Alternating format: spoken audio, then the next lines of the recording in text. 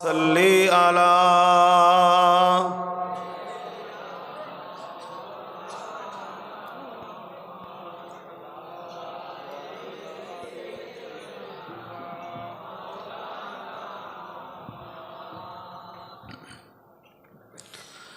اعوذ باللہ من الشیطان الرجیم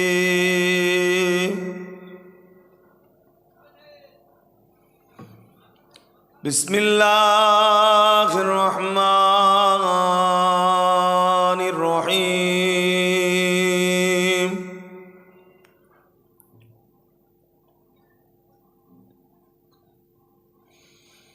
الحمد للہ نحمده ونستعینه ونستغفره ونؤمن به ونتوكل عليه ونعوذ بالله من شرور أنفسنا ومن سيئات أعمالنا من يهده الله فلا مضل له ومن يضلله فلا هادي له ونشهد أن لا إله إلا الله وحده لا شريك له ونشهد أن سيدنا وحبيبنا ومولانا محمدا عبده ورسوله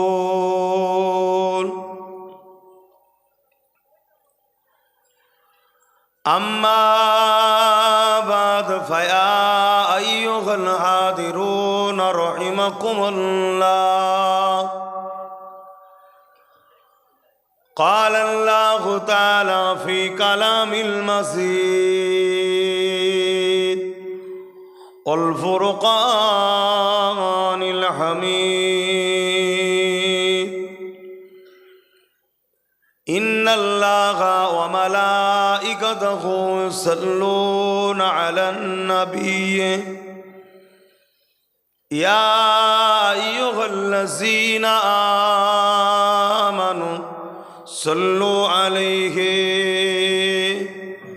وسلموا تسليما اللهم صل على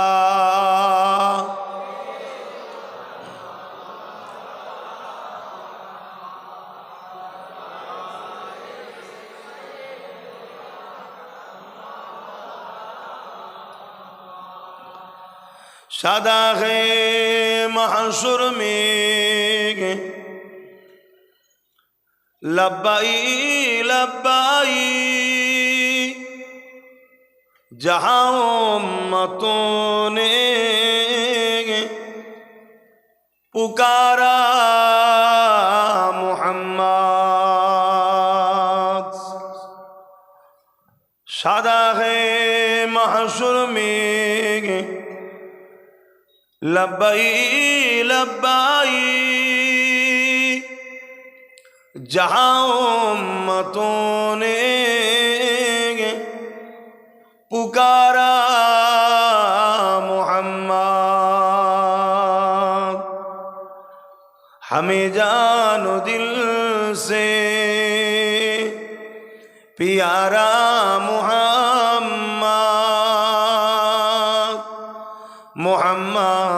کے غموں ہے ہمارا محمد اللہم صلی علی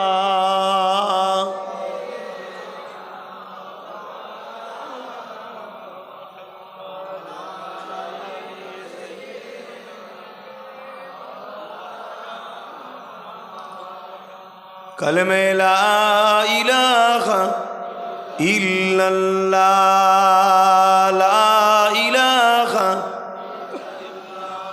লা ইলাহা ইল্লাল্লাহ মুহাম্মাদুর রাসূলুল্লাহ হাসবি রাব্বি জাল্লাল্লাহ মা ফি কলবি খায়রুল্লাহ নূর মুহাম্মদ সাল্লাল্লাহ হক লা ইলাহা ইল্লাল্লাহ লা ইলাহা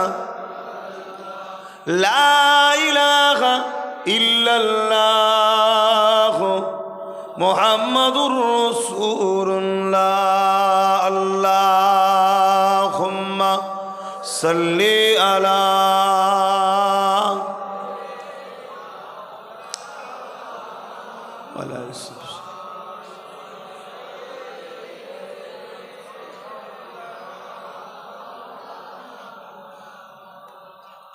وقال الله تعالى في كلام المزيد الفرقان الحميد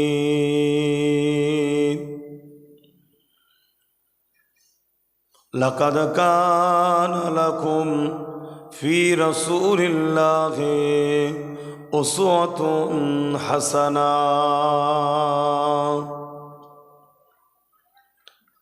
উপস্থিত হাজিরানে মজলিস, আমার আব্বাজানেরা,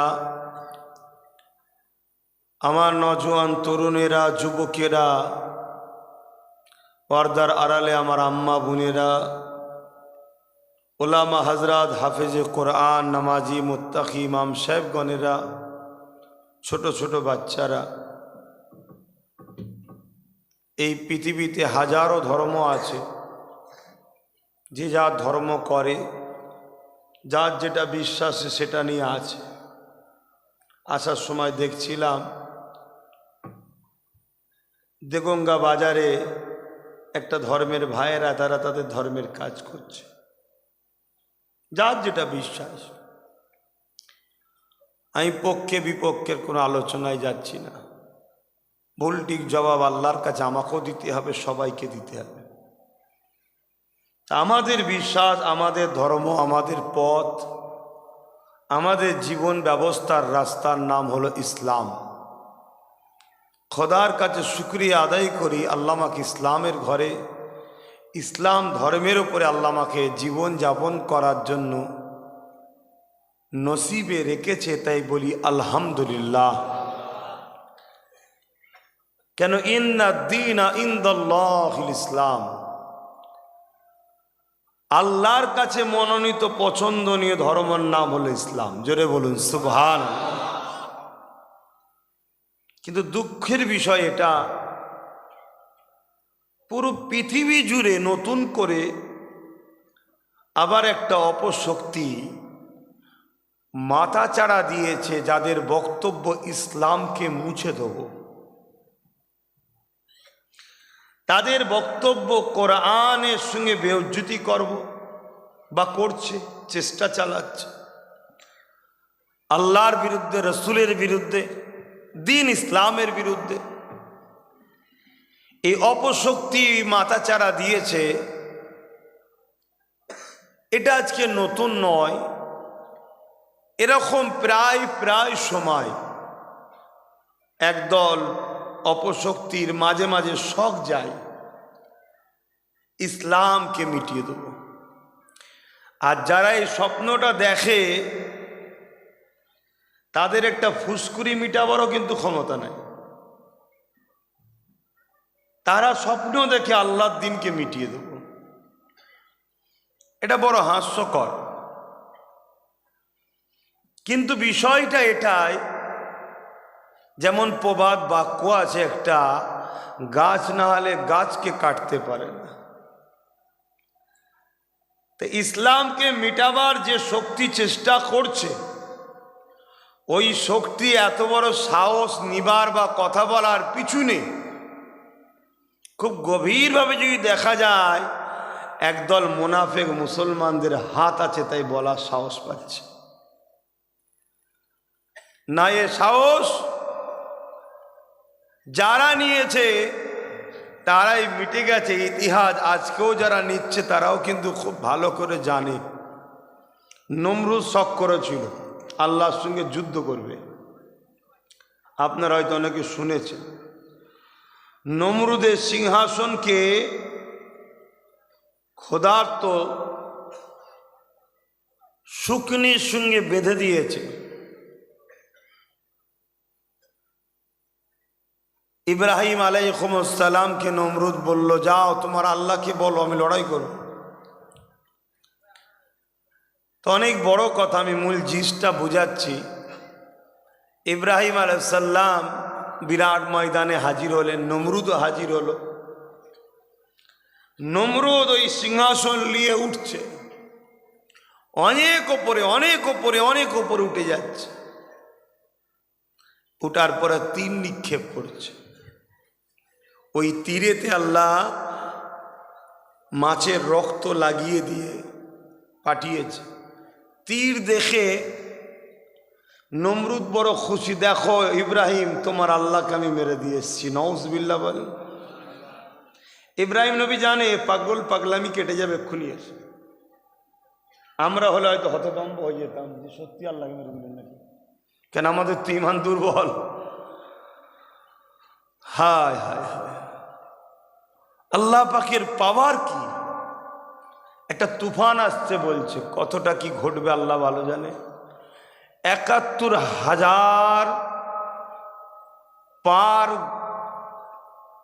৭১,০০০ কিলোমিটার পার ঘন্টা গতিবেগে। ১৪০, ৫০, ৬০, ৭০ হলেই আইলা টাইলা হয়েছিল না, ওরকম হয়। এটা ৭১,০০০। কিছু মনে হয় থাকবে ঘরবাড়ি গাছপালা। এই যে আমার রসুল বলেছেন আখেরি জামানায় উন্নত মানের সব আবিষ্কার একদিন ধ্বংস হয়ে যাবে। বড় বড় বালাখানাগুলো তাসের ঘরের মতো ভেঙে পড়বে, ভূমিকম্প হবে, তার নিশানা কিন্তু শুরু হয়েছে। দুনিয়ায় যত পাপ বাড়বে জানবে দুনিয়া তত ধ্বংসের দিকে যাবে। কেন আর নবী আসবে না। আল্লাহ নবী জানিয়ে দিয়েছেন আনা খাতিমুন নবী, আমি শেষ নবী। কোরআন শরীফ জ্বালাচ্ছে ওয়ালাখির রাসূলুল্লাহ খাতামান নবীন, আমার রাসূল পাক সাল্লাল্লাহু আলাইহি ওয়াসাল্লাম হলেন শেষ নবী। আমি যেটা বুঝাতে চাইছি, আল্লাহ পাক মশাদেরকে পাঠিয়েছিলেন, মশার একটা টিম পাঠিয়েছিলেন। সেই টিমের আঘাতে নমরুদের নাম নিশানা আল্লাহ তার রাজত্ব সব ধ্বংস করে দিয়েছেন। বলুন সুবহানাল্লাহ। কিন্তু খেয়াল করে দেখেছেন নমরুদ ছিল পৃথিবীর রাজা, ছোটখাটো রাজা নয়, পুরো ওয়ার্ল্ড, পুরো দুনিয়ার, পুরো পৃথিবীর রাজা ছিল সে। জলপথে, পানিপথে, স্থলপথে, পুরো পৃথিবীতে তার কবজা ছিল। তাকে আল্লাহ মিটাচ্ছে কি দিয়ে? এটা ক্ষুদ্র জিনিস। আল্লাহ পাক এটাই বুঝাতে চাইছে, ও পৃথিবীর রাজা হতে পারে, ওকে মিটাবার জন্য আমার এই ক্ষুদ্র মশাটাই যথেষ্ট। জোরে বলুন সুবহানাল্লাহ। সেই আল্লাহ আজও আছে না নাই? দুর্বল হয়ে গেছে?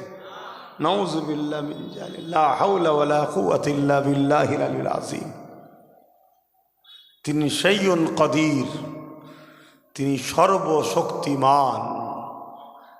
কোনো কমজোর দুর্বল তিনাকে স্পর্শ করতে পারে না। তারপরে দেখুন আমার নবী পাক সাল্লাল্লাহু আলাইহি সাল্লামের দাদা যান হযরত আব্দুল মুত্তালিব হুজুর যখন মক্কার গভর্নর হলেন, প্রেসিডেন্ট অফ মক্কা, তো মক্কার যখন তিনি গভর্নর হলেন,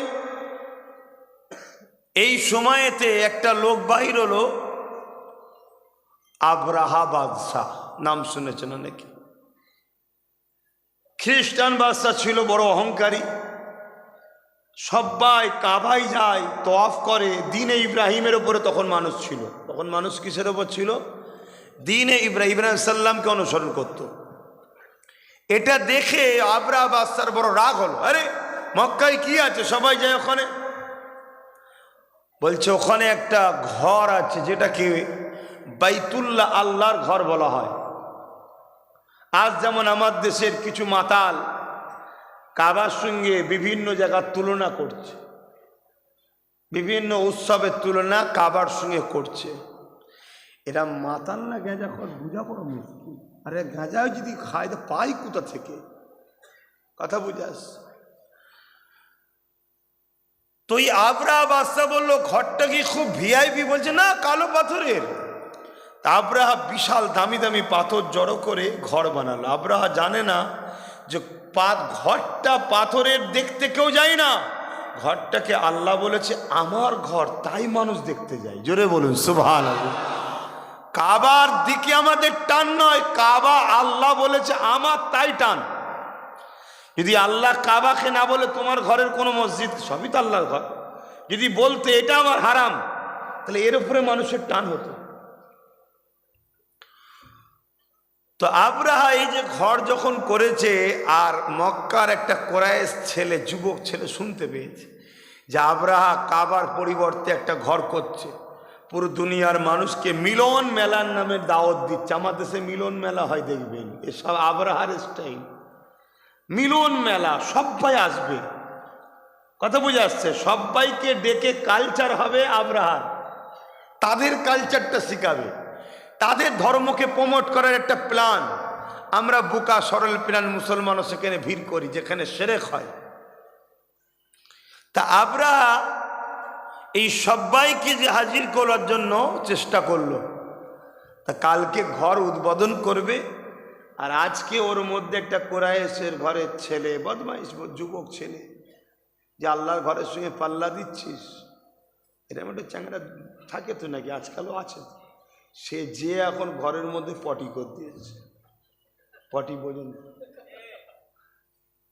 কি জন্যে করেছে? ও বলতে চাইছে এটা হলো পায়খানা ঘর। তুই যেটা করেছি উদ্বোধন করবি কালকে, পায়খানা ঘর। তো পরের দিন আবরাহা ফেতে কেটে বাজে সিস্টেম ছিল তাদের, এখন যেমন ফেতে কাটা চলছে, ঢুকেই দেখছে পটি, মাথা গরম হয়ে গেছে। কে করলো এটা? একজন বলছে জাহাপানা, ওই মক্কার এক কোরাইশের ঘরের ছেলে এসেছিল, ও প্রতিজ্ঞা নিল। কমবক্তা যে করেছে তাকে মারার প্রতিজ্ঞা লে, ও কমবক্তা প্রতিজ্ঞা নিল আমি কাবা ঘরকে না ভাঙা পর্যন্ত থামবো না। আমার মরার সময় হয়েছে। তো বিশাল বাহিনী তৈরি করলো, নাজ্জাসী বাদশার কাছ থেকে বাহিনী নিল, লিবার পরে গিয়ে সব হাজির হলো। কি ঝগড়া করতে গেলে একটা বাহানা লাগে তো নাকি? যেমন আমার দেশে ঝগড়া করার জন্য বাহানা খুঁজছে না, কোথায় খেয়ে দিয়ে কাজ নেই, মসজিদের মুখে ঢুকে ইস্তেঞ্জা করছে। দেখলেন না বারাইপুরে হয়েছে? এগুলো হচ্ছে বাহানা। এদের উদ্দেশ্য কি? এদের উদ্দেশ্য তুই যে কর, তোর নামে একটু হালকা যদি খুব চাপাচাপি হয়, হালকা কেস হবে, জামিন হয়ে যাবে, সব তো আমাদের, কোর্ট পুলিশ টুলিশ সব তো আমাদের, চিন্তা করছিস কি? যা। এই বাহানায় মুসলিম ঘরের ছেলে মাথা গরম করবে, স্বাভাবিক ভালোবাসার জায়গা। ওই সুযোগে 400-500 ছেলেকে কেস টেস দিয়ে তুলে নিয়েছে, পিটিয়ে এমন ভয় দেখাবো, কাল যখন ওদের মসজিদ মাদ্রাসা ভাঙতে যাবো, ও মারের চোটে আর সামনে না গিয়ে আসে। কত শুনছেন না শোনেন? এটা একটা পরিকল্পনা চলছে। সেদিনও আবরাহা ভাবছে যে কি করে একটা ঝগড়া লাগাবার প্ল্যান করা যায়। তা মক্কায় যারা উট ঘোড়া চড়তো সেগুলোকে আবরাহা বাদশা বন্দি করেছে। তার মধ্যে রাসূলুল্লাহ দাদা 200 উট ছিল। কত? 200। এখানে একটা কথা বলি, কিছু মূর্খ বক্তা বেরিয়েছে, রাসূলুল্লাহর আব্বাজান আব্দুল্লাহ হুজুরকে ভিখারি বলে। কথা বুঝে আসছে না? নাই। আর রাসূলুল্লাহর দাদা 200 উট চড়ছিল এবং তিনি মক্কার গভর্নর ছিল, ভিখারি ছিল। কিন্তু কিছু মূর্খ বেরিয়েছে, জাহেল, বড় মুফতি মৌলানা আল্লামা সেজে ঘুরে বেড়ায়, কিন্তু গাধা ও জানোয়ার জানে না ইতিহাস। যেমন রসুল পাক সাল্লাল্লাহু আলাইহি ওয়াসাল্লামের দাদা ছিলেন মক্কার গভর্নর, প্রেসিডেন্ট ছিলেন। রাসূলুল্লাহর দাদা 200 উট ছিল, উটকে আবরাহা বন্দি করেছে, বন্দি করে রেখেছে। আরো সবার তাও মক্কার লোকেদের কোনো খবর নেই যে আমার উট চলে গেছে নিয়ে যে, আরো এরকম কত রয়েছে, তো গুরুত্বই নেই। রাজা দেখছে রে কোনো খবর তো নেই, তাহলে কি করা যায়? একটা দূত পাঠিয়েছে, দূত পিয়ন যেটাকে আপনারা বুঝবেন, পাঠিয়েছে, যাও যে মক্কার গভর্নরকে বলো, মেসেজ পাঠাও যে আবরাহা বাদশাহ এসেছে, কাবা ঘর ধ্বংস করবে, চলে যাবে, মক্কার লোকেদের সঙ্গে কোনো ঝগড়া নাই। কথা বুঝে আসছে তো? এই পিয়ন যখন মক্কার মধ্যে প্রবেশ করেছে, লোকেদের জিজ্ঞেস করছে তোমাদের সর্দারকে, তো রসুল্লাহ দাদার কাছে নিয়ে যাচ্ছে। রসুল্লাহ দাদা একটা ঘরের মধ্যে বসে আছে, মানে অফিস বলতে পারেন বা তিনার খানকা বলতে পারেন, তিনার রুমে বসে আছে। যখন রসুল্লাহ দাদার কাছে আবরাহা বাদশাহ সৈন্য বা পিয়ন বা দূতকে যখন নিয়ে যাওয়া হচ্ছে, দরজাটা যেই খুলেছে, রসুল্লাহ দাদার মুখের দিকে তাকাবার সাথে সাথে আবরাহা বাদশাহ যে দূত এসছিল, সৈন্য আসছিল, সঙ্গে সঙ্গে রসুল্লাহ দাদা সম্মানের সেজদায় পড়ে গেছে। আমি জানি ইসলামের সেজদা চলে না, কিন্তু তৎকালীন সময়েতে রাজা মহারাজাকে তাদের সেজদা দিত, তাজিমি সেজদা।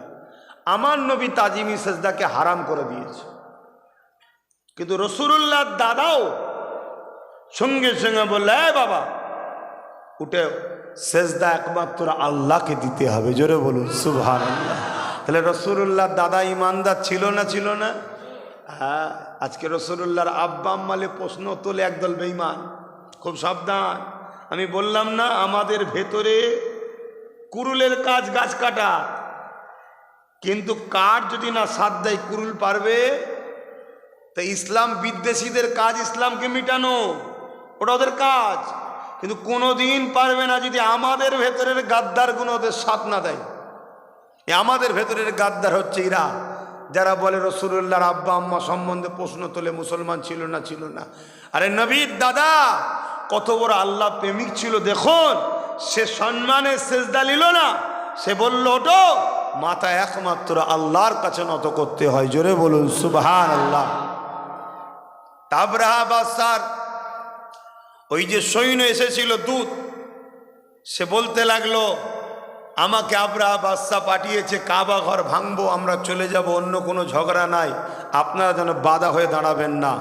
রসুল্লাহ দাদা বলছে, আরে তোমার বাদশাকে যে বলবে যাও, যার ঘর সে সামলাবে, আমার 200 উঁট নিয়েছে, উঁটটা ফেরত দিতে বলো।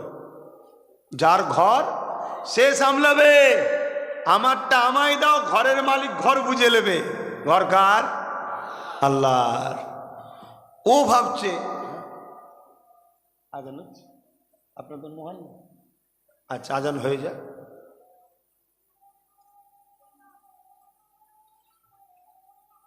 আজকে নামাজের কিছু টাইম করেছেন নাকি?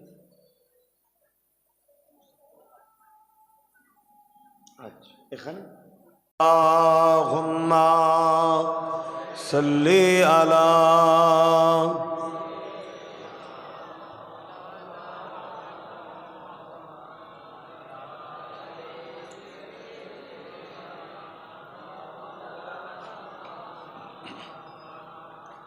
বাপজান, আমার ভাইরা, আমার মায়েরা, আমার বোনেরা, আমার যে কথা বলছিলাম, আবরাহা বাদশার সৈন্য বা পিয়ন এ কথা শুনে অবাক হয়ে বলল, যদি আপনি একটু আমাদের রাজার কাছে যে কথাটা বলেন, তাহলে এখনই সব সমস্যা মিটে যায়।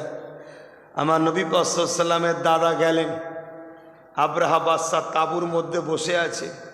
ওই দূত যে পিয়ন ছিল সৈন্য, সে বলছে, আপনি একটু দাঁড়ান, আমি আপনার বিষয়কে একটু বুঝাই, তেনাকে একটু জানাই, কেন ইনি দেখেছে যে জাতা মানুষ নয়। কেন তখন আমার নবী পাকের নূর রসুল্লাহর দাদার পেশিনা মুবারকে ছিল। জোরে বলুন সুবহানাল্লাহ। তাই আবরাহা বাদশাহ সৈন্য গিয়ে আবরাহাকে বুঝাচ্ছে, যিনি আসছে উনি কিন্তু খুব সম্মানীয় লোক। আবরাহা বাদশাহ রেগে গেছে, আরে তুই আমার খাস আর ওর গুণ গাস, বড় অহংকারের সাথে বসছে, ডাকো। রসুল্লাহ দাদা যখন তাঁবুর মধ্যে ঢুকছে, আবরাহা বাদশাহ রসুলের দাদার দিকে যেই তাকিয়েছে, সঙ্গে সঙ্গে উঠে দাঁড়াতে লেগেছে। জোরে বলুন সুবহানাল্লাহ। কেন নূরে মুজাসসাম আমার রসুলের, নূরে মুহাম্মদ সাল্লাল্লাহু আলাইহি ওয়াসাল্লাম তিনি রাসূলুল্লাহর দাদাই পেসিনা মুবারকে তখন রয়েছে। কথাবার্তা হয়ে গেল যে আমার উঠ দাও, আমি চলে যাচ্ছি, যিনার ঘর তিনি সামলাবে। এরপরও আবরাহা ভাবছে হয়তো আমাকে কথা বলে ভেতরে ভেতরে রেডি হতে পারে, তাই সৈন্যদেরকে বলছে যাও আমার সৈন্য সংখ্যাগুলো দেখাও, যাতে ভয় থাকে একটা। বিশেষ করে একটা জঙ্গলি হাতি এনেছিল, যার বিশাল গর্জন, বিরাট চেহারা, ওটাকে দেখাও যাতে করে এরা ভয়ে না সামনে আসে। তো রসুল পাক সাল্লাল্লাহু আলাইহি ওয়াসাল্লামের দাদাকে যখন ওই হাতিটাকে দেখতে নিয়ে যাওয়া হচ্ছে, রসুলের দাদা যখন আগিয়ে গিয়ে যাচ্ছে, হঠাৎ করে হাতির সঙ্গে যখন চোখে চোখে হয়েছে, হাতি যখন রসুলের দাদাকে দেখেছে, জিঞ্জিল দিয়ে বাঁধা ছিল, টান মেরে ছিঁড়ে রসুলের দাদার দিকে আগিয়ে আসছে। সবাই তো অবাক হয়েছে, রসুলের দাদার কাছে এসে সোঁড় দিয়ে মাথা নত করে রসুলের দাদাকে সেজদা দিচ্ছে। জোরে বলুন সুবহানাল্লাহ। কেন? ওই হাতিও দেখতে পাচ্ছে মুহাম্মদ সাল্লাল্লাহু আলাইহি ওয়াসাল্লামের নূর রসুলের দাদার পেশিনাতে রয়েছে। যাক, আমি যেটা বুঝাতে চাইছি, রসুল তার দাদা তার এলাকার লোকেদের ঘরে নিয়ে দূরে একটা পাহাড়ে আশ্রয় নিল। আবরাহা এবার রেডি হচ্ছে, হামলা করবে। তা পাহাড়ে আশ্রয় নিয়ে আল্লাহর কাছে বলছে, আল্লাহ আমরা তো অল্প মানুষ, এই বিশাল বাহিনীর মোকাবেলায় পারবো না, আপনি আপনার ঘরকে রক্ষা করেন আল্লাহ। সঙ্গে সঙ্গে রসুল পাক সাল্লাল্লাহু আলাইহি ওয়াসাল্লামের দাদার কপাল থেকে ওই যে নূর ছিল, ওই নূর থেকে একটা জ্যোতি বেরিয়ে গিয়ে পুরো কাবা ও হারামাইন শরীফের যে এলাকা, এটাকে পুরো ঘিরে ফেললো, ছায়া করে নূর ঘিরে ফেললো। জোরে বলুন সুবহানাল্লাহ। রসুলের দাদা বললেন আলহামদুলিল্লাহ, সমস্ত প্রশংসা একমাত্র আল্লাহর। চিন্তা করো না সাথীরা, আল্লাহ তার ঘরের হেফাজতের দায়িত্ব নিয়ে নিয়েছে। জোরে বলুন সুবহানাল্লাহ। আবরাহা বাদশা আসলো, আগাতে লাগলো।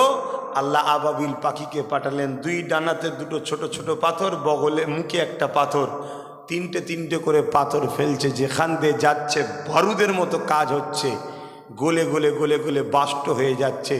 বিশাল হস্তি বাহিনীকে আল্লাহ ছোট একটা পাখির দ্বারা ধ্বংস করে দিয়ে বিশ্বকে মেসেজ দিল, আমি আল্লাহ আমার দিনের জন্য আমি যথেষ্ট। জোরে বলুন সুবহানাল্লাহ। কিন্তু আমাদেরও কিছু করণীয় আছে না? নাই? কথা বলেন। আমরা যদি এই দিনের সাথে জুড়ে থাকি, আল্লাহ দিনের সাথে আমাদেরকেও হেফাজত করবে। কিন্তু আমরা এই দিন থেকে যদি দূরে সরে যাই, আল্লাহ আমাদেরকে মিটিয়ে দেবে। ইতিহাসের পাতায় বারবার দেখা গেছে এক শ্রেণীর মানুষেরা ইসলামের সমালোচনা করেছে, ইসলামকে মিটাবার জন্য উঠে পড়ে লেগেছে। কারণটা যদি আমার রাসূলুল্লাহ জীবনীর দিকে একটু দেখে, তাহলে কারণটা বোঝা যাবে। আমার নবী পাক যখন মক্কা জমিনে আসলো, আল্লাহ নবী যখন তাদেরকে বলতে লাগলো লা ইলাহা ইল্লাল্লাহ আনা মুহাম্মাদুর রাসূলুল্লাহ, ওই সময় মক্কা যারা এক আল্লাহ না মেনে নকল নকল খোদা মানত, তারা আমার রাসূলুল্লাহর বিরুদ্ধে চলে গেল। তাদের মধ্যে থেকে আবু জেহেল উতবা সাইবা দেখলো মুহাম্মদ রাসূলকে যদি রুকা না যায়, তাহলে আমাদের মিথ্যা খোদা যে অনুসারী করি, এই কোন সমাজে বন্ধ হয়ে যাবে। কথা বুঝছেন? বিরোধী শুরু করলো। আল্লাহ নবী দ্বিতীয় নম্বর বলল, তোমরা নারীগুলোকে হত্যা করে দিও না, নারীগুলোকে বাঁচার অধিকার দাও। তৎকালীন সময়ে যারা এক আল্লাহকে না মেনে নকল নকল খোদার উপাসনা করত, তারা নিজেদের কন্যাগুলোকে জ্যান্ত মাটিতে পুঁতে দিত। আল্লাহ নবী জানালেন, নারীগুলোর উপরে জুলুম করো না, তাদেরকে ভোগের পাত্রী বানাও না, তাদেরকে বাঁচার অধিকার দাও। আমি রাসূলুল্লাহকে আল্লাহ মেসেঞ্জার করে পাঠিয়েছে, নবী করে রাসূল করে পাঠিয়েছে। তোমরা নারীগুলোকে অশুভ মনে করছো, আমি রাসূলুল্লাহ জানিয়ে দিই, যার ঘরে প্রথম কন্যা সন্তান হয়, এর মানে ওই বাড়িওয়ালাকে আল্লাহ তাআলা জান্নাতের সংবাদ দেয়। তাহলে যারা নারীদেরকে কলঙ্ক মনে করে, নারীদেরকে অশুভ মনে করে, নারী হলে জ্যান্ত পুঁতে দিয়া মনে করে, নারীরকে ভোগের পাত্রী মনে করে, তারা কখনো চাইবে না ইসলামের মেসেজ সমাজে থাক। কি গো চাইবে? কেন ইসলাম মেসেজ দিয়েছে, কারো ঘরে যদি একটা দুটো তিনটে পুত্র সন্তান হয়, ওই বাপটা জান্নাতে যাবে কি যাবে না, এই মেসেজ কিন্তু ইসলাম দেয়নি। ইসলাম দিয়েছে কোনো বাবা যদি, কোনো আব্বার যদি একটা দুটো তিনটে পর পর কন্যা সন্তান হয়, ওই বাপ যদি কন্যাগুলোকে পেয়ে পূজা না মনে করে, অবহেলা না করে, ওই কন্যাগুলো দেখভাল করে উপযুক্ত করে মানুষ করে তাদের বিবাহটা যদি দিয়ে দিতে পারে, আল্লাহ নবী 2 উঙ্গলিকে হাত তুলে দেখিয়েছে, যেমন 2 উঙ্গলি পাশাপাশি আছে, ওই 3 কন্যার আব্বা আর আমি রাসূলুল্লাহ আল্লাহর জান্নাতে পাশাপাশি থাকিব। যারা নারীদেরকে ভোগের পাত্রী বানায়, নারী হলে মন খারাপ করে, তারা কি কখনো চাইবে ইসলাম থাক, ইসলামের প্রচার থাক? তাই আবু জেহেল বিরোধী শুরু করলো। কেন? তাদের কালচার ছিল তারা নারীদের শোষণ করা। তাদের দলের চেলা চামটারা, বদমাই লম্পট ছেলেরা তারা নারীদের ওপরে অত্যাচার করত। আর আবু জেহেল ছিল সর্দার, কোনো বিচার ব্যবস্থা ছিল না। আল্লাহ নবী সমাজকে বোঝাতে লাগলো, তোমরা মা বাপের ওপরে জুলুম কষ্ট দিও না। মা হলো জান্নাত, বাপ হলো জান্নাতের দরজা। আল জান্নাতু তাহতা আকদামুল উম্মাহাত, প্রতিটা ছেলেদের জান্নাত হলো তার মায়ের পায়ের তলাতে রয়েছে। যে মাকে খুশি করলো সে জান্নাত পেয়ে গেল, যে মাকে নারাজ করলো সে জান্নাতকে হারিয়ে ফেললো। আর বাপ হলো জান্নাতের দরজা, যে বাপকে রাজি করলো সে জান্নাতের দরজা খুলে দিল, যে বাপকে বেজার করলো সে জান্নাতের দরজা তলা মেরে দিল। তাই আল্লাহ পাক হাদিসে কুরসির মধ্যে জানিয়ে দেয়, মান রাদিয়ানহু ওয়ালিদাহু ফালানা আনহু রাদি। মা বাপ যার উপরে রাজি, স্বয়ং আল্লাহ পাক তার উপরে রাজি। যারা মা বাপকে বৃদ্ধা আশ্রমে দিয়া পছন্দ করে, তারা কি চাইবে ইসলাম থাক, ইসলাম প্রচারক? এক কথা বলছে না তো। ইসলামের ঘরে জন্ম নিলেই যে ইসলামের হবে এমন তো কথা নয়, আর ইসলামের ঘরে জন্ম না হলেই যে ইসলামের দুশ্মন হবে এমনটাও কথা নয়। যারা মা বাপকে পছন্দ করে না, মা বাপকে বৃদ্ধা আশ্রমে দিয়া পছন্দ করে, বাপ যারা বৃদ্ধা আশ্রম তৈরি করে ব্যবসা করা পছন্দ করে, তারা কি চাইবে ইসলাম থাক? তৎকালীন সময়ে তো যারা মা বাপের বিরোধী ছিল তারা রাসূলুল্লাহর বিরুদ্ধে লেগে গেল।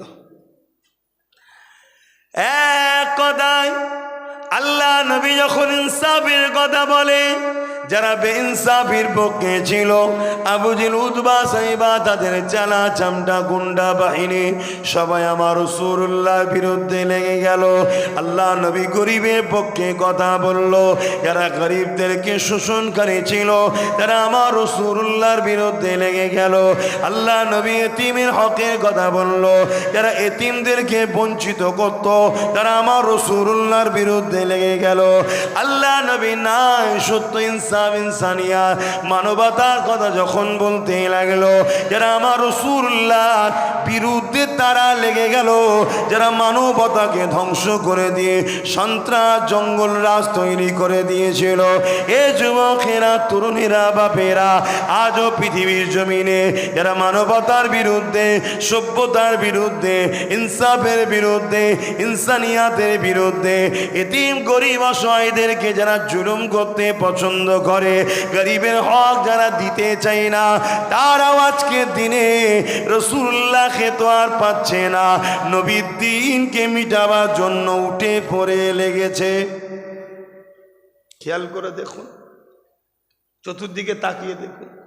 এ আপনাদের উত্তর 24 পরগনার কোনো আশপাশে এক জায়গা থেকে একজন বক্তব্য দিল কিছুদিন আগে, মুহাম্মদ সাল্লাল্লাহু আলাইহি ওয়াসাল্লাম নাকি এক হাতে কোরআন লে, এক হাতে হাদিস লে, এক হাতে তরোয়াল লে নাকি ইসলাম প্রচার করেছে।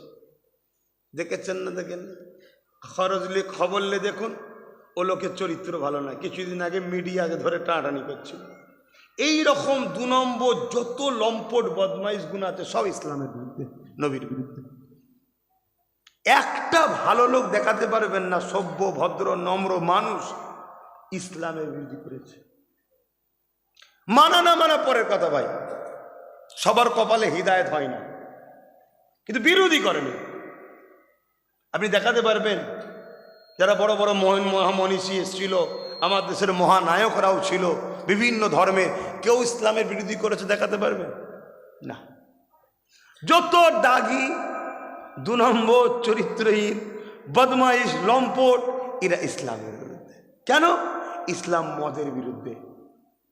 যারা মদ ব্যবসা করে তারা দেখছে আরে ইসলাম থাকলে আমার কারবারে লস, ইসলামকে ব্যান করতে হবে, ইসলামকে রুখতে হবে। তো ইসলামকে রুখবো কি করে? আমার দ্বারা তো সম্ভব নয়, আমার সাথে কোম্পানি বন্ধ হয়ে যাবে। ওরা মোটা অংশের টাকা দিচ্ছে গভর্নমেন্টকে, গভর্নমেন্ট ইসলামের বিরুদ্ধে লোক লাগাচ্ছে।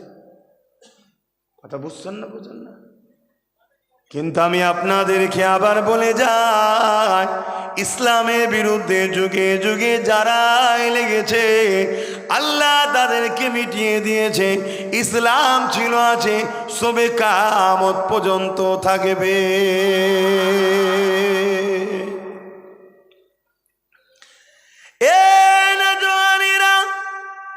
আল্লাহ নবী অনেক কষ্ট করে দিন ইসলামকে তোমার আমার কাছে দিয়ে গেছে। আজ তুমি আমি নবীর উম্মত দাবি করে, আল্লাহর বান্দা দাবি করে, মুসলমান দাবি করে ইসলামের ওপরে যে ধুলোবালিগুলো ফেলতে চাইছে ওগুলোকে যদি ছেড়ে পরিষ্কার না করতে পারে, ইসলামের ওপরে যে দাগ লাগাবার চেষ্টা করছে ওই দাগগুলোকে যদি মুছার চেষ্টা না করে, আল্লাহ তোমাকে আমাকে মিটিয়ে দেবে নতুন একটা প্রজন্ম তৈরি করে। তার দ্বারা আল্লাহ ইসলামের ঝান্ডাকে দুনিয়ার বুকে আবার উত্তোলন করিয়ে দেবে। এ যুবকেরা, তরুণেরা, তাই আমি বলি তোমার আমার স্থান গানে নয়, তোমার আমার স্থান যাত্রায় নয়, তোমার আমার স্থান জুয়াতে নয়, তোমার আমার স্থান মদে শরাবের দোকানে নয়, তোমার আমার স্থান ক্লাবে আড্ডা দেওয়া নয়, তোমার আমার স্থান খেলা মেলা নাচার মধ্যে নয়, তোমার আমার স্থান দুনিয়া শয়তানি কাজকর্মে নয়। তোমাকে আমাকে আল্লাহ খলিফা করে পাঠিয়েছে, এই জমিনের উপরে তুমি আমি প্রতিনিধিত্ব করব। আল্লাহ তোমাকে আমাকে দায়িত্ব দিয়ে পাঠিয়েছে, কিন্তু ইসলাম থেকে দূরে সরে যাবার জন্য গোলামি করতে করতে এত নিচে নেমে গেছো। এই সমাজে ভিআইপির কুকুর মারা গেলে কেস হয়, কিন্তু মুসলমানকে হত্যা করে দিলে কেস হয় না। উপরন্তু যে মুসলমানকে মারবে পরবর্তীতে সে এমএলএ মন্ত্রী হয়ে যায়। ঠিক না বে ঠিক? এর জন্য দোষী কারা? কথা বলছেন আমরা। কেন? আমরা নিজেদের অস্তিত্ব কুকুরের থেকেও খারাপ করে ফেলছি। কেন? আল্লাহর দাসত্ব নবীর গুলামি ছেড়ে দিয়ে আমাদের যে জন্য আল্লাহ পাঠিয়েছে সে কাজ ভুলে গেছি। আমরা দুনিয়ার শয়তানদের দাসত্ব করছি, শয়তানদের গোলামি করছি, আর শয়তানরা আমাদেরকে ময়া জালে জড়িয়ে দিয়েছে। কেউ গান দিয়েছে, কেউ ফাংশন দিয়েছে, কেউ মেলা দিয়েছে, কেউ জুয়া দিয়েছে, কেউ খেলা দিয়েছে, দিয়ে আমাদেরকে জড়িয়ে রেখেছে ওর মধ্যে। আমরা অতি মস্ত হয়ে আছি। এদিকে আমার বেটিরা রেপ হচ্ছে, আমার মায়েরা রেপ হচ্ছে, আমাদের মসজিদ ভাঙা হচ্ছে, আমাদের কোরআনকে বেইজ্জতি কথা হচ্ছে, আমার রাসূলুল্লাহর সামনে মিথ্যা বলা হচ্ছে, আমাদের কোনো খেয়ালই নেই। কি গো বাপ, আজ কি ভুল করছি? কেন? আপনাদের তো ঘটনা শোনা অভ্যেস, পেলেন মহব্বতের কথা, এসব শোনা অভ্যেস, আর আমি ওসব এইসব বলে ফেলি। আমি তো এইসব বলে ফেলি, অসুবিধা হচ্ছে। আমি আবার বলছি, আল্লাহ তার দিনের জন্য যথেষ্ট। তুমি আমি যদি উপযুক্ত না হয়, আল্লাহ জালিম শাসককে বসিয়ে তোমাকে আমাকে মিটিয়ে দেবে, নতুন প্রজন্ম তৈরি করে দেবে। যেমন বুশ চেয়েছিল ইসলামকে মিটিয়ে দেবো, আল্লাহ বুশের কন্যাকে ইসলাম ধর্ম দিয়ে হাফেজে কোরআন বানিয়ে দিয়েছে। আমার ভারতবর্ষে বাবরি মসজিদের ওপরে যে প্রথম আঘাত দিয়েছিল, আল্লাহ তাকে ইসলাম দিয়েছে, ইমানের কলেমা পড়েছে। আজ তার দ্বারা 100 মসজিদ আল্লাহ বানিয়ে নিচ্ছে। যেমন আবু জেহেল চেয়েছিল ইসলামকে মিটিয়ে দেব, আবু জেহেলের ছেলে ইকরামা একদিন আমার নবী পাককে দেখতে পেয়ে গেল। আমার নবী পাককে দেখার সাথে সাথে নবী পাককে গিয়ে জড়িয়ে ধরে ফেললো। ইকরামা আমার নবীকে জড়িয়ে ধরলো। এই খবরটা, মেসেজটা চলে গেল আবু জেহেলের কাছে। আবু জেহেল ঘোষণা করেছিল মুহাম্মদ রাসূলের কাছে যে যাবে তাকে মৃত্যুদণ্ড দেওয়া হবে। এই ইকরামার খবর যখন চলে গেল, আবু জেহেল নিজের ছেলেকেও জঙ্গলের মধ্যে হাতে পায়ে দড়ি দিয়ে বেঁধে দিল, যাতে করে হিংস্র পশুরা এসে ছিঁড়ে ছিঁড়ে ছেলেকে খেয়ে নেয়। ইকরামা দেখতে লেগেছে চতুর্দিক দিয়ে পশু আসছে, কিন্তু ইকরামাকে খাচ্ছে না। ইকরামা বলতে লেগেছে, কেন খাচ্ছ না? আমার থেকে হতভাগ্য কে হতে পারে? আমার বাপ সৈন্য দিয়ে আমাকে এখানে বেঁধে রেখে গেছে। ওই পশুদের ভিড়ের মধ্যে থেকে একটা বড় হিংস্র বাঘ আগিয়ে এসে বলে, ইকরামা তোমাকে অবশ্যই খেয়ে নিতা, কিন্তু তোমাকে আমরা খেতে পারছি না। কেন পারছো না? তোমার শরীর থেকে মুহাম্মদ রাসূলের খুশবু বাহির হচ্ছে। আরো জোরে বলুন সুবহান।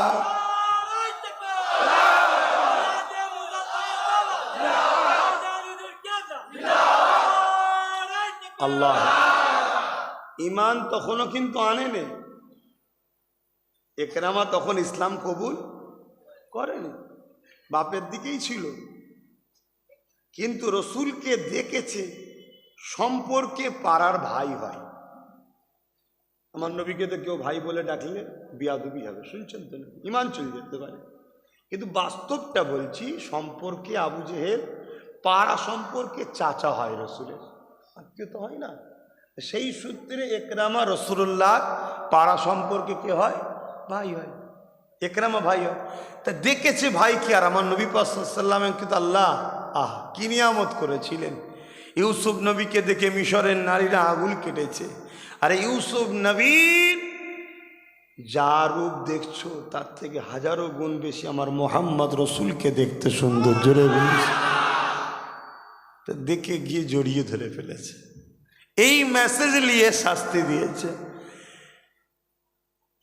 ভাবুন, ইমান আনেনে রসুলুল্লাহকে জড়িয়ে ধরেছে, গায়ে খুশবু বেরোচ্ছে। তাহলে আমাদের অন্তরে যদি রসুলুল্লাহর প্রেমের ভালোবাসা থাকে, আমাদেরকে আল্লাহ হিফাজত করবে না?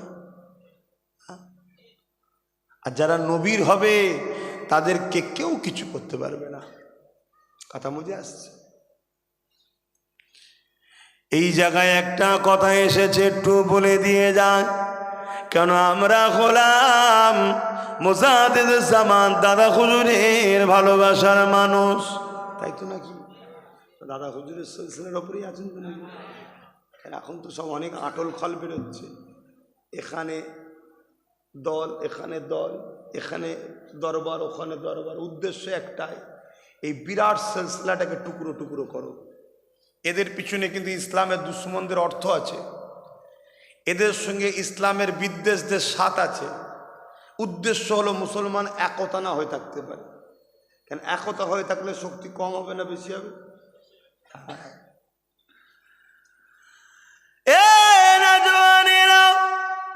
আমার মুজাদ্দিদ জামান দাদা হুজুর পীর কিবলা এবং বসিরহাটের বড় মৌলানা আল্লামা রুহুল আমিন হুজুর দুজনে সুন্দরবনের জঙ্গলের ভেতর দিয়ে দাওয়াতে যাচ্ছে লেগেছে। তৎকালীন সময়ে এমন করে গরুর গাড়ি করে যেতে লেগেছে। ওই গরুর গাড়ির ওপরে একটা পালকি টাইপের থাকে, তার মধ্যে হুজুর এবং তিনার খলিফা বসিরহাটের বড় মৌলানা আল্লামা রুহুল আমিন রাহমাহুল্লাহ হুজুর বসে রয়েছে। আমার দাদা হুজুর রহমাতুল্লাহ আলাইহির খেদমত করতে লেগেছে। বসিরহাটের বড় মৌলানা আল্লামা রুহুল আমিন সাহেব আর কথাবার্তা বলতে বলতে বলতে বলতে যেতে লেগেছে। এ নওজওয়ানেরা, হঠাৎ করে দেখা যায় ওই গরু চালক যিনি ছিলেন তিনি লাফ মেরে ওই পালকির মধ্যে ভেতরে, গরুর ভেতরে ঢুকে এসেছে। ওই যে ছাওয়া ছিল তার ভেতরে ঢুকে এসে কাঁপতে লেগেছে। দাদা হুজুর জিজ্ঞাসা করলেন, বাবা কি হয়েছে, এত ঘাবড়ে গেছো কেন? হুজুর সামনে দুটো বাঘ রয়েছে, একটাও নয়। হুজুর বললেন, বাবা তাতে কি হয়েছে? চোখ আমার তোমার হলে তো বড় বড় হয়ে যেত। আল্লাহর ওলি যারা হয়, নবীর যারা হয়, আল্লাহ যারা হয়, তারা দুনিয়ার কখনো কাউকে ভয় করে না। এক কথাই যাদের হৃদয়ে আল্লাহর ভয় আছে তারা দ্বিতীয় কাউকে ভয় করে না, সবাই তাদেরকে ভয় করে। তাতে কি হয়েছে বাবা? তোমার গরুগুলো ছেড়ে সুরাও তো লাফালাফি করছে, গরুও তো বাঘ থেকে লাফাচ্ছে। এ যুবকেরা, মুজাহিদে জামান বলতে লাগলেন, বাবা বড় মাওলানা রুহুল আমিন, একবার মুখটা দেখাও গো বাবা, একবার দেখাও, জঙ্গলের বাঘকে দেখিয়ে দাও।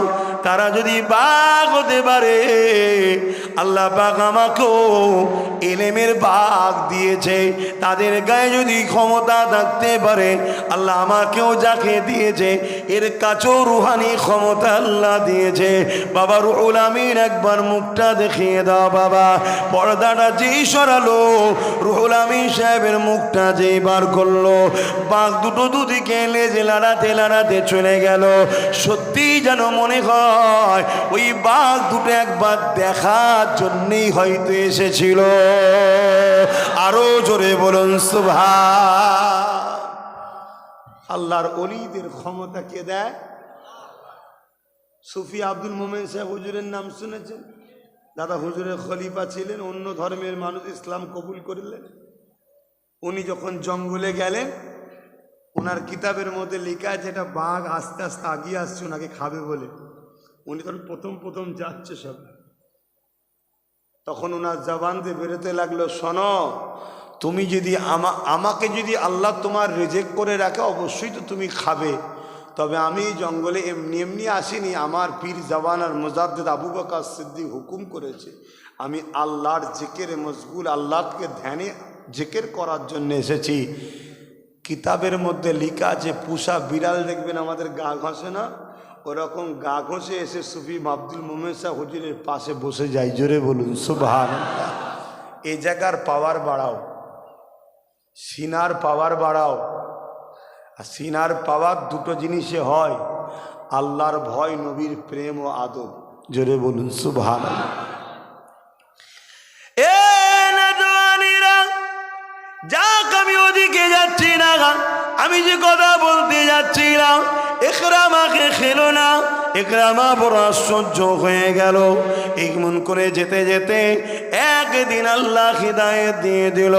বিশ্ববিখ্যাত ইসলামের দুশ্মন আবু জেহেল, তার ছেলে ইকরামা, হযরত ইকরামা রাদিয়াল্লাহু তাআলা আমার নবী পাকের সাহাবী হয়ে যায়।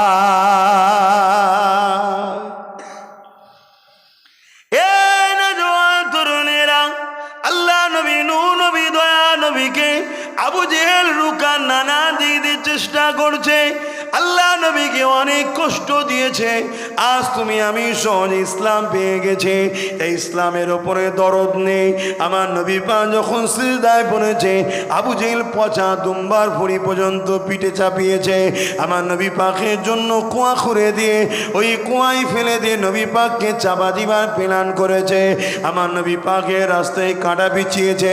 আমার নবী পাক সাল্লাল্লাহু আলাইহি সাল্লাম পাহাড়ে গিয়ে গাছের পাতা ফলমূল খেয়ে রাতের অন্ধকারে দিনে দাওয়াত দিয়েছে। এমনকি নবী পাককে মারার জন্য, শহীদ করে দিবার জন্য আবু জেহেল মিটিং ডাকলো। তার দলবল চেলাচামটারা এসে হাজির হয়ে গেল।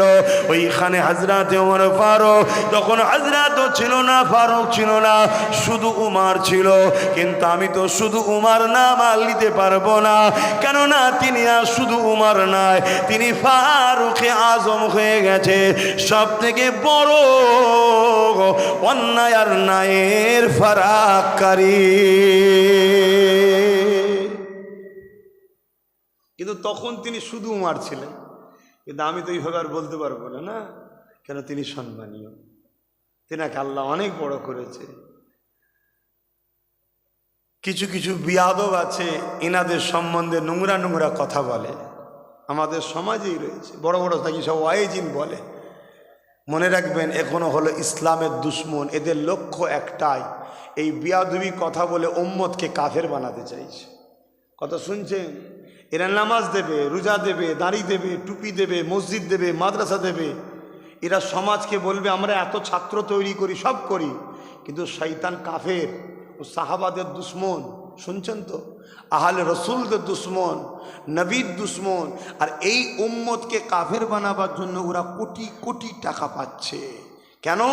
পুরো বিশ্ব জুড়ে যারা ইসলামকে মিটাতে চাইছে তারা খুব ভালোভাবে জানে এদের ভেতরে যদি সিনার পাওয়ার থাকে এদেরকে মিটানো সম্ভব নয়।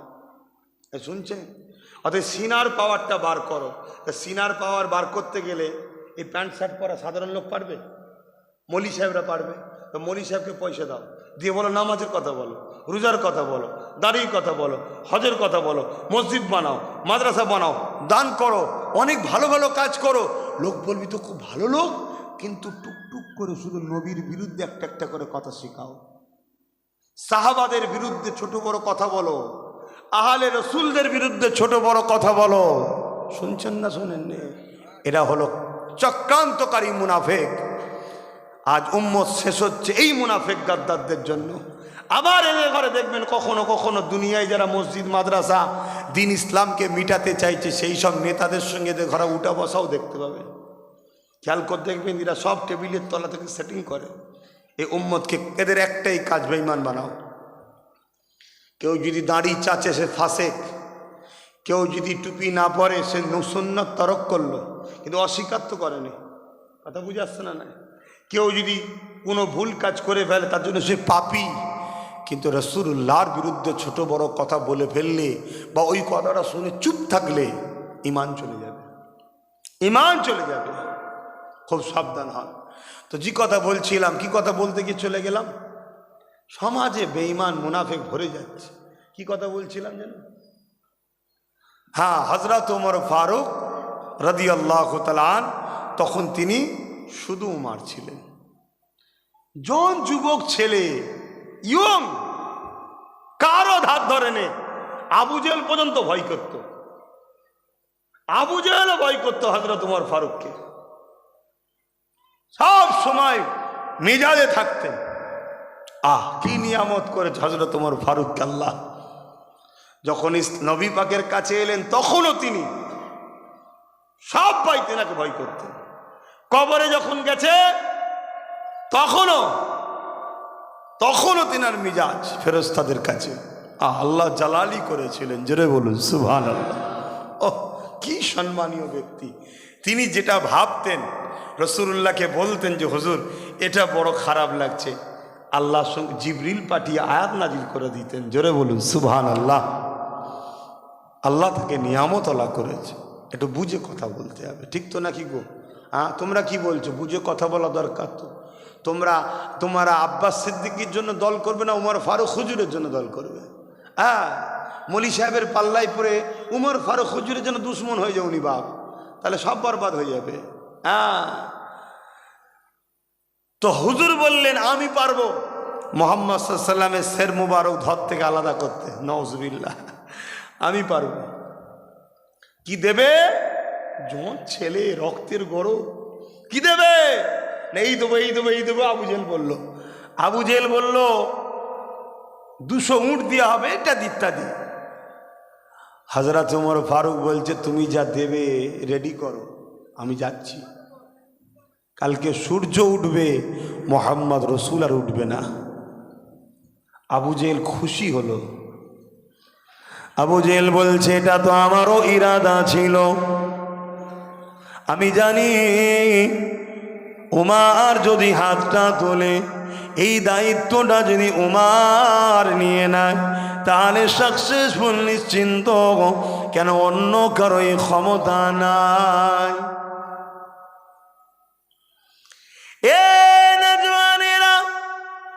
কেন তখন নবী পাকের পাশে মাত্র 39 জন ইমানের কালেমা পড়েছে।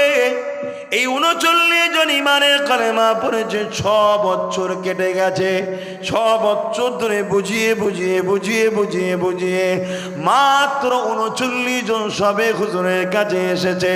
এই 39 জনের মধ্যে একজন নবী পাকের চাচা হযরতে হামজা রাদিয়াল্লাহু তাআলা রয়েছে। তিনিও কম নয়, উমর ফারুকের সমকক্ষ পালোয়ান ক্ষমতাশালী ছিল। আবু জেহেল জানে ওখানে হযরত হামজাও আছে, অতএব ওখানে ঢুকে রাসূলুল্লাহর বিরুদ্ধে লাগা আর বীর উমর ছাড়া দ্বিতীয় কেউ নেই। এই জন্য আবু জেহেল মনে মনে ছিল যদি এই অফারটা উমর নিয়ে নেয় তাহলে আমি নিশ্চিন্ত হব, মুহাম্মদ সাল্লাল্লাহু আলাইহি ওয়াসাল্লাম কে শহীদ করতে পারবে না। মানে যেটা তাদের ইরাদা, আমি যেটা বুঝাতে চাইছি। সব কথা বলতেও তো ভয় লাগে না, আমরা মূর্খ সূর্খ মানুষ, কি ভাষা বলতে কি বলে ফেলবো, আল্লাহ মাফ করুন। কিন্তু শোনাতেও তো লাগে নাকি, আল্লাহ মাফ করেন। আমরা বাবা অত বড় পণ্ডিত নয়, অনেক সব পণ্ডিত টণ্ডিত বেরিয়েছে, ওয়াজ করছে 2 ঘন্টা তো গাল দিয়ে শেষ করে ফেললো। কথা বুঝে আসছে? কি হবে, সমাজ কি শিখবে? হ্যাঁ, বললেই বলবে ওনারা সব বিরোধী করছে। না, এটা নবীর মেম্বার, এটা নবীর মেম্বার শরীফ। এখানে লড়াই হবে আল্লাহ রসুলের পক্ষে, নিজের পক্ষে নয়। এখানে যদি কারো বিরোধী করতে হয় আল্লাহ রসুলের জন্য করতে হবে, নিজের জন্য নয়। নিজের জন্য করা এই জায়গার জায়গা নয়, এটা এই জায়গার সম্মানগুলো দাও। আজকে এই জায়গাটা বরবাদ হয়ে যাচ্ছে। এই জলসার নামে কত কি হচ্ছে বলো তো, কে গানের নাগে গজল করছে। এই জলসার মেম্বারগুলোতে মহিলাদেরকে তোলা হয়ে যাচ্ছে, আবার মহিলা বক্তা বেরিয়েছে, অচ করছে। কাল আপনার জেলায় আসবে, এগুলো করেন নে। ধর্ম যদি ঠিকভাবে পালন নাও করতে পারেন, যদি বিশ্বাস থাকে মারধরকে একদিন না একদিন হলেও জান্নাত যাবেন, কিন্তু ধর্মের যদি ক্ষতি করেন ঢুকবেন জাহান্নামে, আর বেরোবেন না। মহিলা দ্বারা যদি দিনের প্রচার করা জায়েজ হতো, আমার নবী তাহলে আম্মাজান আয়েশাকে লোকের বাড়ি বাড়ি পাঠাতো, যাও তুমি মহিলাদের কাছে যে দিনের প্রচার করো। কি গো, ভুল বলছি নাকি? তুমি মহলে মহলে যে মহিলাদের কাছে করবে, আর আমি পুরুষদের কাছে করব। খুব সাবধান হ, খুব সাবধান। হ্যাঁ, কোনো মহিলা যদি কোরআন জানে, এলেম জানে, কোনো মহিলা যদি তার বাড়িতে যায়, ধরুন আপনার কারো বাড়িতে একজন কোরআন জানে, 10টা মহিলা সেই মায়ের কাছে যাচ্ছে কোরআন শিখতে, এবং সেই মা এই 10 জন মহিলাকে যখন কোরআন শিক্ষা দেবে, তার বাড়িতে যেন কোনো পুরুষ না হাজির থাকে। কি বুঝাতে পারছি? এটা জায়েজ আছে, এটা জায়েজ আছে। কিন্তু আজকে কি হচ্ছে বলুন, পুরো বাকায়দা বেরিয়ে পড়ছে, সেজে গুজে আবার লাইভ হচ্ছে। ওহ, ধর্মটালে কি হচ্ছে, কি হচ্ছে? আমার তো মাঝে মাঝে মনে হচ্ছে এই এত কথা বলে ফেলি, কত লোক আমার দুশ্মন হয়ে যাচ্ছে, আবার এই মহিলা হুজুরগুলো আমার বিরুদ্ধে লেগে যাবে। কি আব্বাস সিদ্দিকী আমাদের রুজিতে হাত দিচ্ছে, তোর কপাল ফাটা, তোর পেটে জাহান্নামের আগুন ঢুকুক জাহান্নামী। তোর এত পেটের জ্বালা ধরেছে, নবীর দিনকে নিয়ে ব্যবসা করছিস, হ্যাঁ, আল্লাহ নবীর দিনকে নিয়ে নাটক শুরু করেছিস, আর আমি ভাবতে পারছি না সমাজ যাচ্ছে কোথায়। তো ওই অনেক সময় আবার মাঝে মাঝে মনের মধ্যেই হয়, এসব ছেড়ে দিয়ে ব্যবসা বাণিজ্যে নেমে যায়, এসব দরকার নেই। কেন বেরোলে তো হক কথা বলতে হবে, নাই তো আল্লাহ ধরবে, এই পেটের জন্য গেছিস না, তাই তো বাবারা করে শুধু চলে এসছে, হক কথা বলিনি কেন? কথা বুঝছেন না, বুঝেন? আর হক কথা বললে সব মুখ ভারী হয়ে যাচ্ছে, দেখেন না, সব মন ভালো নেই। আর এতক্ষণ সব মন ঠিক ছিল, চাঙ্গা ছিল। ও, আমি আবার বলছি, কেউ যদি ইসলামের পূর্ণাঙ্গভাবে পালন নাও করতে পারে, কিন্তু বিশ্বাস করে আমার নবী যা বলেছে সত্য, আল্লাহর কোরআন সত্য, যা দিয়েছে সত্য, কিন্তু মানতে পারে না, বদমাইশ, হালকা বয়স, ইয়ং বয়স, আমি সম্মান করি আমার বন্ধু, কিন্তু বিশ্বাস করি, ঠিক না বেটে? কিন্তু আমার আল্লাহ তাকে হতে পারে পাপ মাফ করে শাস্তি না দিয়েও জান্নাত দিতে পারে। জোরে বলুন সুবহানাল্লাহ। আর যদি পাপ করার জন্য আল্লাহ ধরে, ইসলামের দুশ্মনী যখন করেনে, আল্লাহ তাকে একদিন না একদিন জান্নাত দেবে। কিন্তু কেউ যদি ইসলামের দুশ্মনী করে, ক্ষতি করে, বলুন বলুন বলুন, ও বেটা জাহান্নামে ঢুকবে, বেরোবে না। একটু সাবধান হন, একটু বোঝেন। কি কথা বলছিলাম? ওই জন্য আবু জেহেল এই প্ল্যানটা করলো।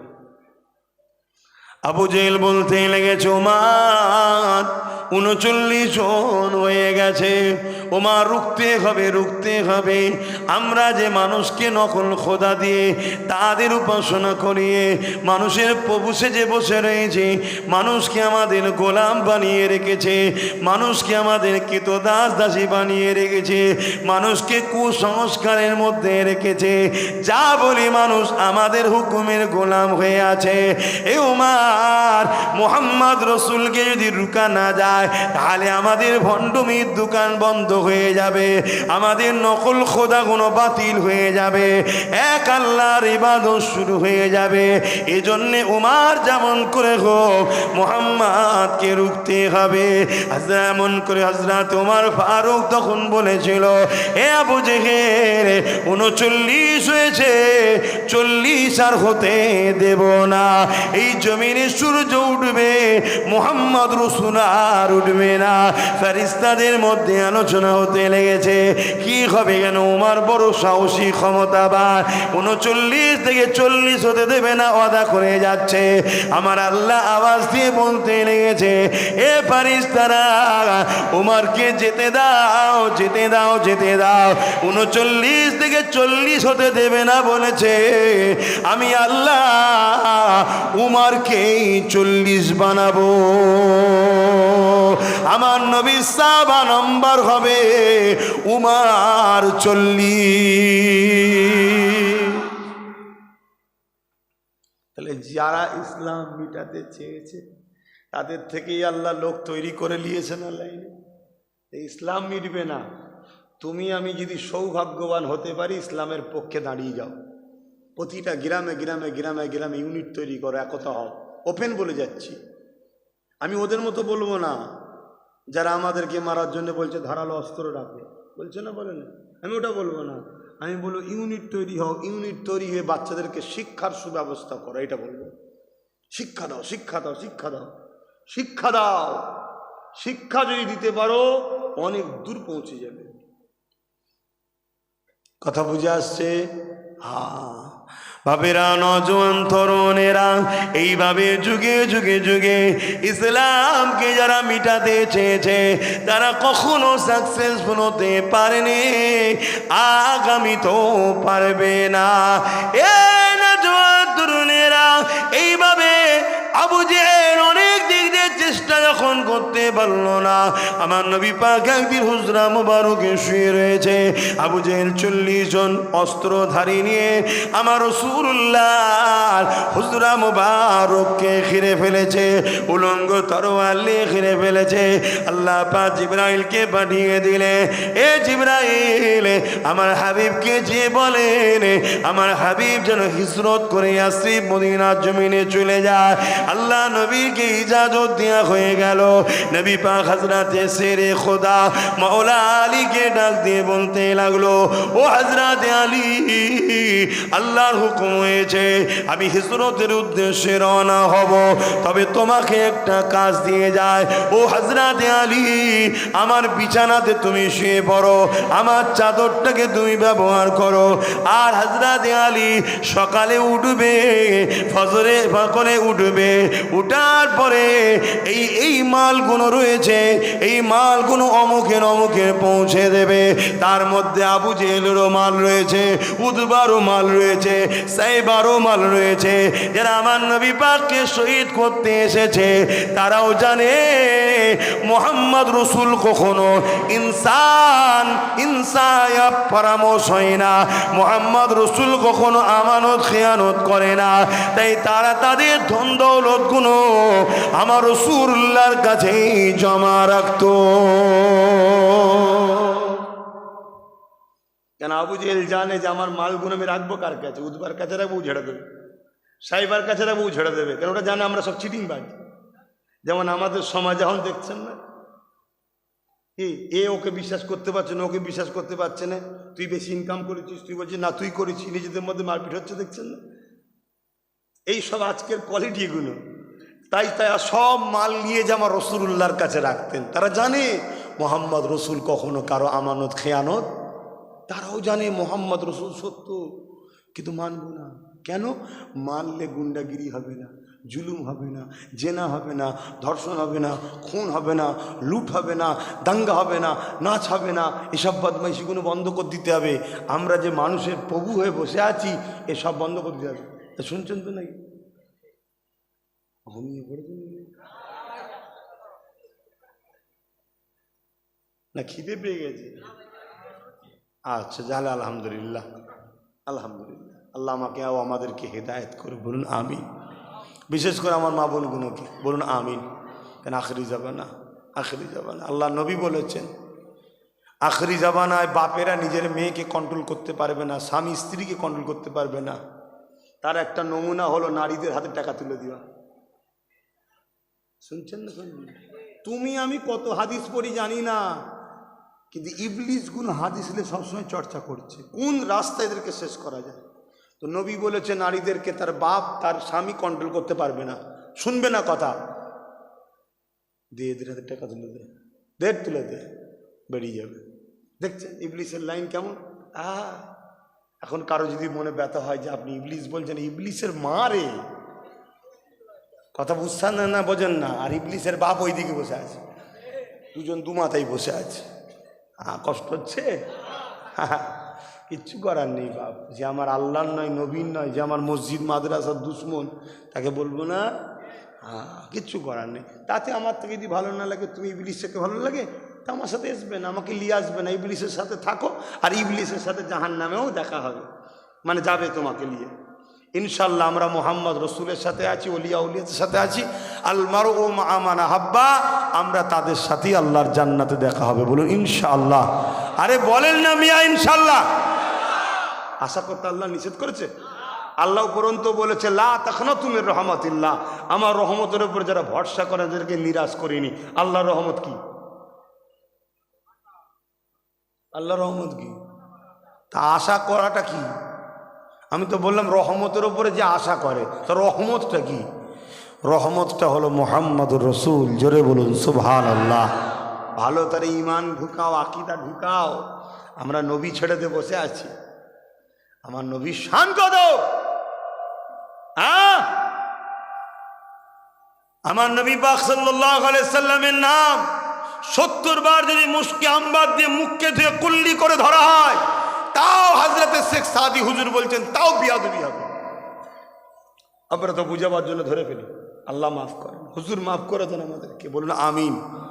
এটা নাচারের ক্ষেত্রে। কিন্তু কিছু বেঈমান আছে, কি বলছে আমার নবীকে আমাদের মতো মানুষ বলছে, মরে গেছে বলছে, শাফাত করতে পারবে না বলছে, এলেম কালাম কম বলছে, এলমে গায়েব জানে না বলছে, আবাত আসান নাকি জ্ঞান নেই বলছে, নবী নাকি নাউজুবিল্লাহ আর বলতে পারছি না। কি কথা! হ্যাঁ, এই তোমরা যদি কেউ গরিব আবাদি তোমাকে বলি ভিখারির বাচ্চা, তুই মেনে নেবে? বলো ভালো লাগবে? কাফের বক্তারা বলছে কি, এ বেঈমান বলছে কি? খুব সাবধান। আপনি দাড়ি দেখছেন, টুপি দেখছেন, মুফতি মৌলানা দেখছেন, মাদ্রাসা মসজিদ দেখছেন, পিছনে লোক আছে দেখছেন। আপনি দেখবেন না কারবালার ময়দানে একদিকে ইমাম হোসাইন ছিল মাত্র 72 জন, অপরদিকে এজিদ ছিল 22,000। 22,000-এর মধ্যে 7,000 আলেম ছিল, 3,000 মুফতি ছিল, 3,000 হাফেজে কোরআন ছিল। এজিদকে সত্য বলবেন নাকি? কথা বলুন। আরে এজিদের দলে 7,000 আলেম রয়েছে, এজিদকে ভুল বলছেন কেন? তাহলে এজিদ ঠিক? এজিদের দিকে 3,000 মুফতি ছিল, তাও বলছেন ভুল। এজিদের দিকে 3,000 হাফেজ ছিল, তাও বলছেন ভুল। জোরে বলেন ভুল না ঠিক? কি করে বলছেন? মুফতি 3,000 মুফতি যদি এজিদের পক্ষে দাঁড়িয়ে হোসাইনের বিরোধী করার জন্য যদি ভুল হতে পারে, আজ আমার সমাজে কেউ মুফতি মৌলানা পীর যারা দাবি করে মোহাম্মদ রাসূলের সাথে গুস্তাখি করেছে, ঠিক হয় কি করে? হারাম কর হারাম জানাগুলোকে পিটানো দরকার। শয়তানিরা আজকে সমাজকে কুরে করে খাচ্ছে, এরা বেঈমান বানাচ্ছে আমাদের ঘরে। কথা শুনছেন না শোনেননি? আবার হারামজাদা বলেছি বলে পেস্টিজে লেগে গেল দেখি যে হুজুর আবার গাল দিচ্ছে। এটা গাল নয়, এটা গাল নয়, এটা সত্য কথা। আল্লাহ কোরআনে বলেছে যার সন্তান, এই জানেন না? জানেন না? সূরা কলাম পড়েন না? কোনো বলে আমার থেকে শোনেন না? হাই দেখেন, বলবেন তো শুনেছেন না শোনেননি? আলিদ বিন মুগীরা বলে একটা বদমাইশ ছিল, সে আমার নবীকে বড় কষ্ট দিত, নোংরা নোংরা কথা বলতো আমার নবী সম্বন্ধে। শুনছেন? এই দূরের কোনো শুনছেন তো নাকি? কারো বুকে কষ্ট হচ্ছে না তো? ভাই দেখবেন গোড়ায় তাহলে গন্ডগোল হয়ে যাবে, সব শেষ, কিচ্ছু করার নেই। বাপ কোরআন বলছে তো বাপ, আমি কোথা কি, আমি কি দিনের কিছু নাকি? হ্যাঁ, দিন তো আল্লাহ রসুল, ঠিক না বে? ঠিক। হ্যাঁ, আলিদ বিন মুগীরা তাকে আল্লাহ 10টা বর্ণনা দিয়েছে, তার দোষ 10টা আল্লাহ বলেছে। সে নবীকে কষ্টদায়ক কথা বলে, জাদুকর বলে, ইত্যাদি ইত্যাদি বলে, আমার নবী কষ্ট পান। আর আল্লাহ পাক সান্ত্বনা দেন আমার নবীকে। সুবহানাল্লাহ। বন্ধু আপনি কষ্ট লিখছেন কেন? আলিদ বিন মুগীরা বদমাইশ, ও জালিম, ও মানুষের সঙ্গে চিটিংবাজি করে, ফট করে, ইত্যাদি ইত্যাদি বলতে বলতে বলতে বলতে আল্লাহ 10 নম্বরে কি বলছে শুনবেন না? হাবিব, আলিদ বিন মুগীরা হলো অবৈধ সন্তান। কে বলছে? যার সন্তান। কে বলছে? কোথায় আছে? তারা বলবেন নাকি হুজুর গাল দিয়েছে? এই আপনাদের কাউকে বলেছি? কাকে বললাম? যে নবীর বিরুদ্ধে, যে তার নবীর বিরুদ্ধে কেউ যদি হয়, তাকে যদি বলা হয় অবৈধ সন্তান, এতে আপনার বুকে যদি ব্যথা হয় তাহলে জানতে হবে আপনারও গন্ডগোল আছে। কিচ্ছু করার নেই, ঘরে গিয়ে জিজ্ঞেস করেন, উত্তর পেয়ে যাবেন। কেন আলিদ বিন মুগীরা ঘরে গেছিল, গিয়ে মাকে তরোয়াল ধরেছে, মা মুহাম্মদ সাল্লাল্লাহু আলাইহি ওয়াসাল্লাম বলছে আমি নাকি অবৈধ সন্তান। আগে যা বলেছে সবটা না হয় আমি বাস্তব মিলে গেছে আমার সাথে, আমি চুরি করি, আমি বদমাজি করি, আমি ফট করি, এ তো আমি দেখতে পেয়েছি। কিন্তু এমন একটা কথা বলেছে যেটা তুমি ছাড়া তো কেউ জানে না, কেউ জানে? কিন্তু মুহাম্মদ রাসূল যখন বলেছে, এটা মিথ্যা তো হতেই পারে না, কেন তিনি তো সত্য কথা বলে। দেখছেন কেমন মানে আলিদ বিন মুগীরা নবীকে, কেমন মানে যে মোহাম্মদ মিথ্যা বলতেই পারে না। আর আজকের মুফতি বলছে হুজুরের ভুল থাকতে পারে। এ তো আজকের আলিদ বিন মুগীরার থেকেও শয়তান বেশি। তাহলে এগুলোর গন্ডগোল থাকতে পারে না? পারে না? তাহলে আব্বাস সিদ্দিকী যদি নবীর পক্ষে দাঁড়িয়ে এদের বিরুদ্ধে কথা বলে, আপনাদের কি অসুবিধে হয়?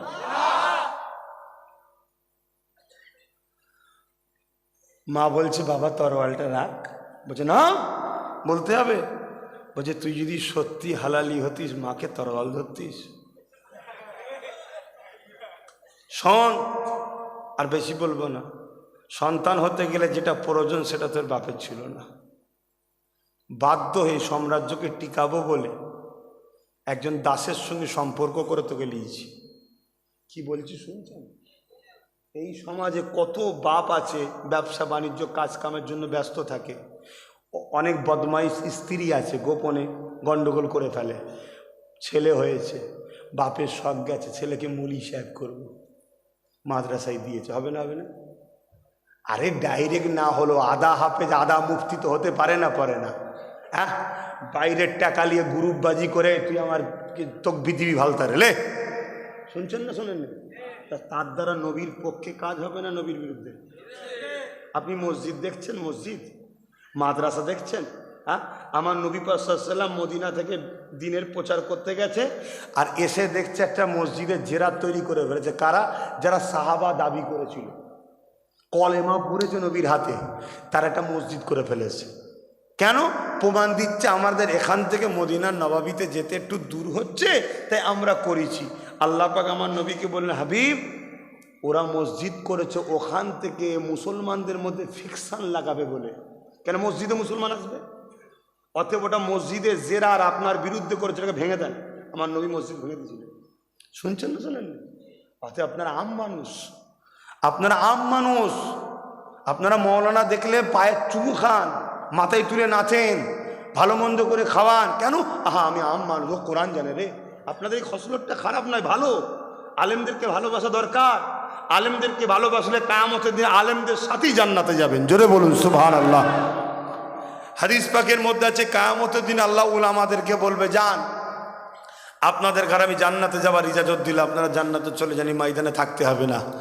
ওই সময় তেনারা যখন জান্নাতে যেতে যাবে, আল্লাহ পাকের আলেম বান্দাদের ঘরে একদল সাধারণ মানুষ ধরবে। সাধারণ মানুষ ধরে বলবে যে আপনারা দুনিয়ায় ওয়াজ করতেন, আলমারউ মা মান আহাব্বা, দুনিয়ায় যে যাকে ভালোবাসবে তার সঙ্গে পরকালে থাকবে। আপনারা জান্নাতে যাচ্ছেন, আমাদেরকে নিয়ে যাবেন না? মানে আমরা তো আপনাদের ভালোবাসতাম, রান্না বান্না করে খাওয়াতাম, আপনাদের মাহফিলে যেতাম, আপনারা ডাকলে সাড়া দিতাম, কোনো দিনের জন্য পয়সা চাইলে পয়সা দিতাম, দিনের জন্য কোনো জায়গায় মিটিং মিছিলে ডাকলে যেতাম। কি গো, আমাদের পাশে যায় না? যায় না? তা আমরা ঘিরে রেখেছিলাম, আপনারা কথা বলেছিলেন, সত্য কথা।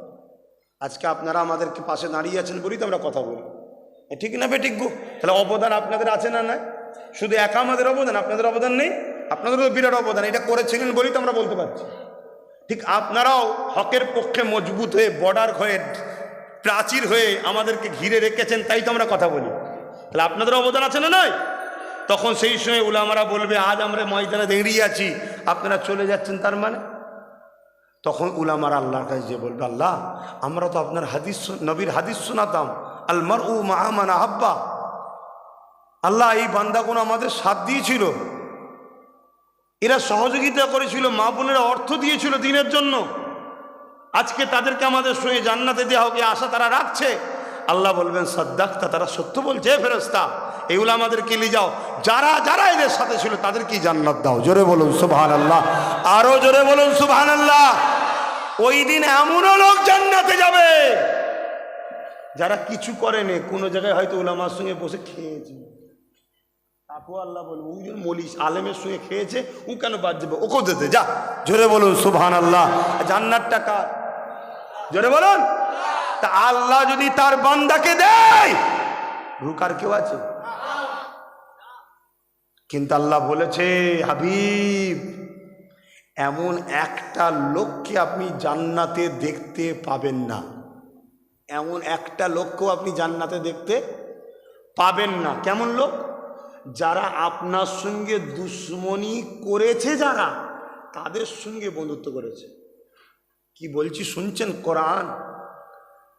হাবিব এমন একটা লোককেও আপনি জান্নাতে দেখতে পাবেন না, যারা আপনার সঙ্গে ডাইরেক্ট দুশ্মনী করেছে, শুধু তা না নয়, তারা তো যাবেই না, তাদের সঙ্গে যারা বন্ধুত্ব রেখেছিল তারাও জান্নাতে যাবে না। এটা ওয়াদা আল্লাহর। আল্লাহর ওয়াদা কখনো চেঞ্জ হয়? তাহলে আপনারা আমার দাদা পীরের রুহানি বাচ্চা আর আমি রক্তের বাচ্চা, আপনাদের বুঝাবো না যে বাপ আলেমদেরকে ভালোবাসবে, পিয়ার করবে, মহব্বত করবে, কিন্তু যে আলেমের মধ্যে নবীর প্রেম আদব থাকবে তাকে। যার মধ্যে নবীর প্রেম আর আদব নেই, সে যদি তাহাজ্জুদ পড়নেওয়ালা হয়, তসবিলে ঘুরনেওয়ালা হয়, ওকে তোমার জুতোর তলাতে রাখো, মহব্বত করো না। ইবলিস ও সেজেছে, শুনছেন না শোনেননি? আদম নবীকে সেজদা না করার জন্য, তাজিম না করার জন্য, সম্মান না করার জন্য ইবলিস কিন্তু কাফের হয়ে বেরিয়ে গেছে। আজকেও বড় বড় মুফতি, মৌলানা, পীর, হজরত নবীকে সম্মান না করার জন্য কাফের হয়ে যাচ্ছে। অতএব সাবধান। এটা আমার বাপ, আমার মা, আমার ভাইদের বুঝাবো না। তুই যদি আমার না হোস, তোর জন্য তো আমি বলছি না, তুই যদি আমার হোস তাহলে কথাটাকে বুঝে লাও। আখরি জামানা, আখরি জামানা। আল্লাহ নবী বললেন, আমার উম্মত দাবিদারদের মধ্যে থেকে ৭৩ দলে বিভক্ত হয়ে যাবে, ৭২ দল জাহান্নামী হবে, একটি দল জান্নাতি হবে। ইয়া রাসূলুল্লাহ, হাবিবাল্লাহ, উম্মত দাবিদারদের মধ্যে থেকে যে ৭২ দল জাহান্নামী হবে, তারা কি নামাজ পড়বে না, রোজা রাখবে না, হজ করবে না? আল্লাহ নবী বললেন, হ্যাঁ নামাজও পড়বে, রোজাও রাখবে, হজও করবে, টুপিও থাকবে, দাড়িও থাকবে, ইলমও থাকবে, কোরআনও পড়বে, হাদিসও পড়বে, মাদ্রাসা মাদ্রাসাও থাকবে, মসজিদও থাকবে, জুব্বাও থাকবে, পাগড়ি থাকবে, সব থাকবে, তথাপিও তারা জাহান্নামী হয়ে যাবে। যেমন ধনুক থেকে তীর বেরিয়ে যায়, ওরা ইসলাম থেকে বেরিয়ে যাবে। ইয়া রাসূলুল্লাহ, হাবিবাল্লাহ, দাড়ি, টুপি, নামাজ, রোজা, কোরআন, হাদিস, জ্ঞান সব থাকার পরও কেন ওরা জাহান্নামী হয়ে যাবে? আল্লাহ নবী বললেন, ওদের দিলের মধ্যে, অন্তরের মধ্যে আমি রাসূলুল্লাহ আমার হাইয়া থাকবে না, আমার আদব থাকবে না, আমার সম্বন্ধে ওদের ঘৃণা বুকস থাকবে। ওরা আমি রাসূলুল্লাহ আমাকে কষ্টদায়ক কথা বলবে। শুনছেন? আপনাকে যদি বলা হয় রাখাল, আপনার কষ্ট হবে না? হবে না? এটা কি নবীর শানে বললে কষ্ট হবে না? আর শয়তান আবার খুঁজছে এই হাদিসগুলো, নবী কোথায় ছাগল চড়াতো, কোথায় কি করতো, অন্য হাদিস খুঁজছে না, বদমাইশগুলো খুঁজে খুঁজে বার করবে। কিন্তু আমি আপনাদের বলি, আমি আপনাদের বলে যাই, কুরবানি দিবার জন্য আপনারা গরু ছাগল কেনেন না? কেনেন না? একটু বলুন। নিজে একটু আদর করে মাটিটাকে লিজান না? লিজান না? তাহলে আপনি রাখাল হয়ে গেলেন? এ তো শখ, এটা তো পছন্দ করেন আপনি, যে আমি একটু আমার পোষা জিনিসকে আমি নিয়ে যাব, ঠিক না? ঠিক বল।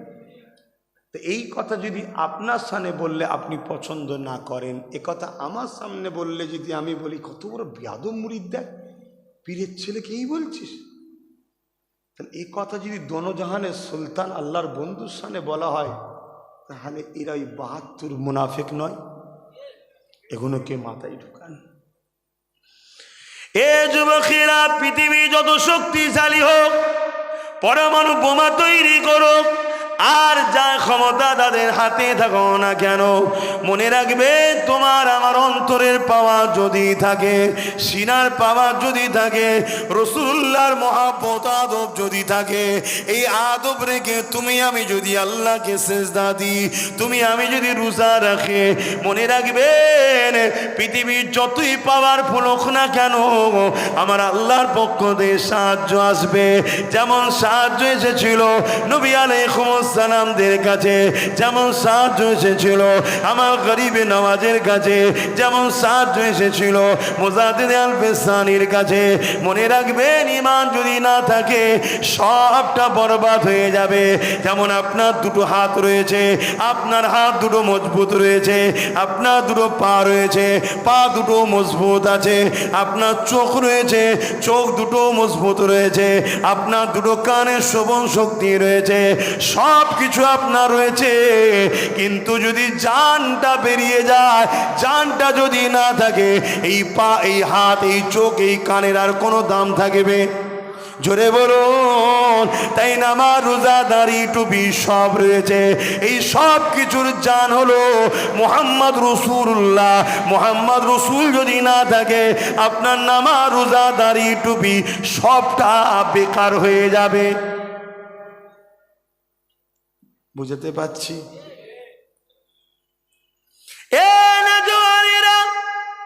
আল্লাহ পাক আয়াত নাজিল করে দিলে, আমার হাবিব ইমানদার দিগাকে জানিয়ে দেন, হে ইমানদারেরা, তোমরা তোমাদের গলার আওয়াজকে আমার নবীর দরবারে যখন আসবে বড় সংকুচিত করে রাখো, কেননা তোমাদের গলার আওয়াজ যেন আমার নবীর গলার আওয়াজের ওপরে না উঠে যায়।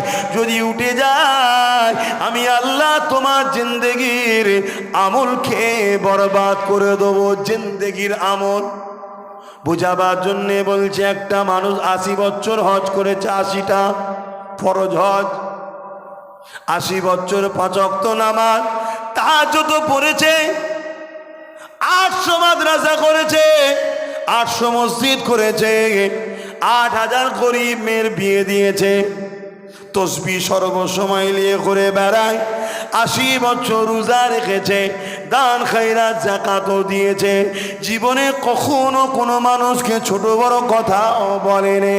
সমাজে সবাই তার প্রশংসায় 14 মুখে, সবাই বলে ভালো ভালো ভালো ভালো, কিন্তু একদিন তার গলার আওয়াজটা আমার রাসূলুল্লাহ গলার আওয়াজের উপরে যদি উঠে যায়, ওই মানুষটার 80 বছরের হয়, 80 বছরের রোজা, 80 বছরের নামাজ, 80 বছরের তাহাজ্জুদ, 80টা জনের সব কিছু, 800 মাদ্রাসা মসজিদ বানানো, 1000 করে মেয়েদের বিবাহ দেয়া, দান খায়রাত করা, সবটাকে আল্লাহ বরবাদ করে দেবে। অর্থাৎ তার কিছুই নাই, সে জাহান্নামী হয়ে যাবে। মুফাসসিরিনরা বলতে লেগেছে আমল তার বরবাদ হয় যে বেঈমান হয়ে যায়। শুনছেন তো? এখানে অনেক ছেলে আছে নামাজ পড়ে, এই নামাজ পড়ো না, বলো না, কথা বলো। ধরো নামাজ পড়া একটা ছেলে কোনো একদিন গান শুনে ফেলেছে, নামাজ পড়া কোনো একটা ছেলে সিনেমা দেখতে চলে গেছে একদিন, নামাজ পড়া কোনো একটা ছেলে হয়তো একটু যাত্রা ফাংশনে চলে গেছে, কি গো নামাজের নেকি কাটা যাবে? কষ্ট অনেক শুনেছেন, কাটা যাবে না। নেকির খাতায় যেমন নামাজ আছে, পাপের খাতায় ওইটা উঠবে, শুনছেন? কিন্তু আমার নবীর বেলায় কি বললো? গলার আওয়াজ যদি উঠে যায় নবীর আওয়াজের ওপরে, সব আমল, আমল বরবাদ মুফাসসিরিনরা বলছে বেঈমানদের হয়, যারা ইসলাম থেকে বেরিয়ে ঈমান চলে যায়। তাহলে নবীর গলার আওয়াজের উপরে আওয়াজ তোলাটা বিয়াদবি, আর সেই নবীকে ছোট বড় কথা বলা কি আল্লাহর ওলি? একটু বুঝিয়ে বুঝিয়ে কাজ করুন যুবক, আখরি জামানা। ব্যাগ যদি খালিও থাকে, কমসে কম ব্যাগটা নিয়ে বেরোন। পাত্র যদি খালি থাকে, কমসে কম পাত্রটা যদি থাকে, কিয়ামতের দিন আল্লাহর রহমতের পানি কিন্তু বর্ষণ হবে উম্মতের ওপরে, বা কিয়াম বিচারের দিনে। 1 ফোঁটা যদি পড়ে যায় বেহিসাব জান্নাত, জোরে বলুন সুবহানাল্লাহ। যদি এর পরে নাও পড়ে, তারপরেও কিন্তু পাত্র থাকার জন্য বেরিয়ে আসবে, অর্থাৎ ঈমান থাকার জন্য, জাহান্নাম খেটেও আসবে। তো যাক, সময়ের দিকে খেয়াল করছি, নামাজের ব্যাপার আছে, একটু হাজিরি দিলাম। আমার ওই ভাইটা কোথায় গেল? কমিটির ছেলেরা সব শরীর, সামনে ইসালে সব আসছে, নানান কাজে টেনশানে পড়ে গেছি। এবছর রোজা পড়েছে, কখনো রোজায় ইফতার করায়নি, এই বছর পড়েছে। তো নলেজ সিটিতে না করলেও নয়, মানুষজন যায়, ওই জন্য নলেজ সিটিতে ইফতার করাবো, আর ইফতারের পরেই খাওয়া দাওয়া, তারপরে দরবারে চলে আসবো, এসে তারাবি হবে, কথা বুঝে আসছে। আর যারা নলেজ সিটিতে থাকবে, নলেজ সিটিতেও একটা তারাবির ব্যবস্থা থাকবে, ওখানেও তারাবি পড়াবে। আসেন একটু সালাম দিয়ে লি। ইয়া নবী সালাম।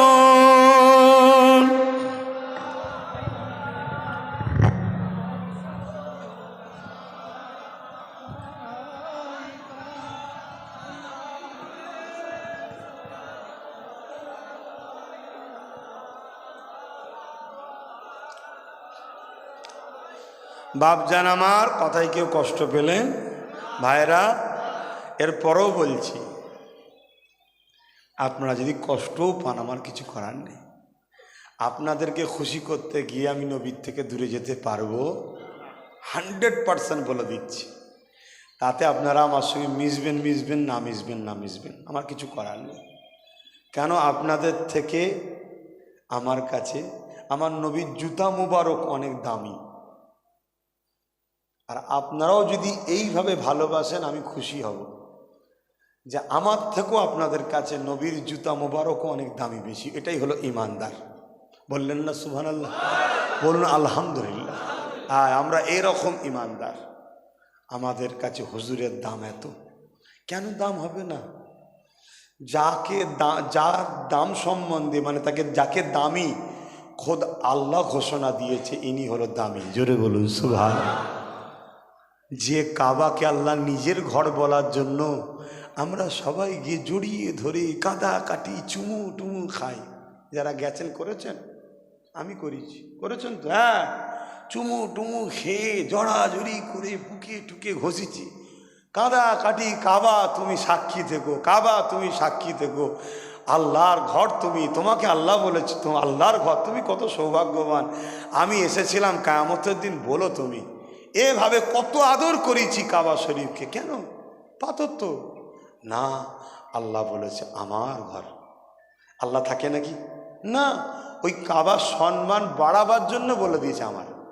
কথা বুঝে আসছে না? নাই, আমি একজন নগণ্য আল্লাহর দাস, নবীর গোলাম। আমি যদি কাউকে বলি এটা আমার ভাই, সমাজে তার দাম বাড়বে না বাড়বে না? আমার ভালোবাসার মানুষের কাছে বাড়বে তো নাকি? তা আল্লাহ যে ঘরটাকে বলছে আমার ঘর, তার কোনো দামের কেউ তুলনা করতে পারে? ঘর ছাড়া যায়, বন্ধু ছাড়া যায় না। প্রকৃত প্রেমের কথা বলছি, ঘর ছাড়া যায়, বন্ধু। তাহলে আল্লাহ যদি তার ঘরের এত দাম হয়, আল্লাহ বলছে মুহাম্মদ সাল্লাল্লাহু আমার বন্ধু হয়, আমার দোস্ত হয়। জোরে বলুন সুবহানাল্লাহ। তাহলে তিনার শানটা কোথায়? বুঝতে পারছেন? খবরদার, খবরদার। আব্বাস সিদ্দিকীকে ভালো লাগে না? বাদ দেন। দাদা হুজুর আওলাদরা ভালো নয়? বাদ দেন। সিলসিলা উলামারা ভালো নয়? বাদ দেন।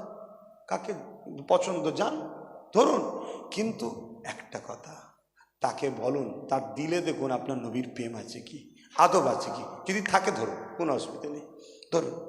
শুনছেন না শোনেন নেই? আর যদি নবীর প্রেম না থাকে, কত বড় মাওলানা, কত বড় মুফতি, ওসব দলিল দেবেন না। ওসব দিয়ে ইমান আর মোমেন চিনা যায় না। যেমন সোনা চেক করতে গেলে গোষ্ঠী পাথর লাগে, মোমেন আর মুনাফেক চেক করতে গেলে মোহাম্মদ রসুল লাগে। জোরে বলুন সুবহানাল্লাহ। হ্যাঁ, মনে রাখবেন। আসেন আসেন, সালাম দিই হুজুরকে। আমরা আদবের সাথে তাজিমে আল্লাহকে দেখিয়ে নবী পাককে সালাম দেবো, নবী জবাব দেবে, আমরা আদবের সাথে জবাবটা নেব। কি নেবেন না? আদবের সাথে। ইয়া নবী সালাম, ইয়া রাসূল, ইয়া হাবিব সালাম, ইয়া নবী মদিনা হতে সব কিছু পারে দেখিতে, মোদের লাশ কবরে রাখিলে লইবেন আপন করে। নবী সালাম,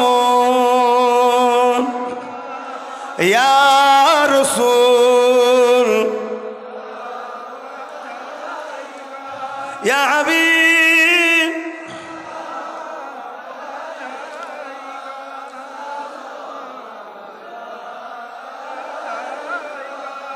কঠিন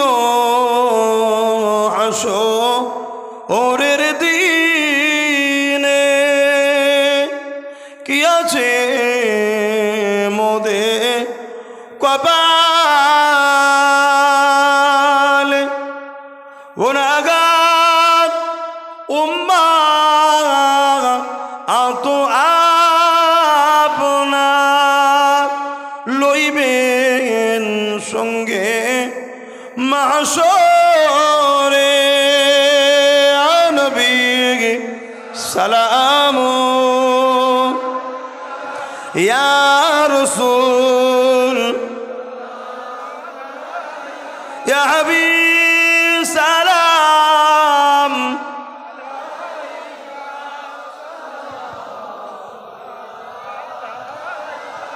সকলে বসেন। বালাগাল উলা বিকামালিহি, কাসাবাদ দুজা বিজামালিহি, হাসানাত জামিউ কসালিহি, সাল্লু আলাইহি ওয়া আলিহি। আল্লাহুম্মা সাল্লি আলা সাইয়্যিদিনা আল্লাহ।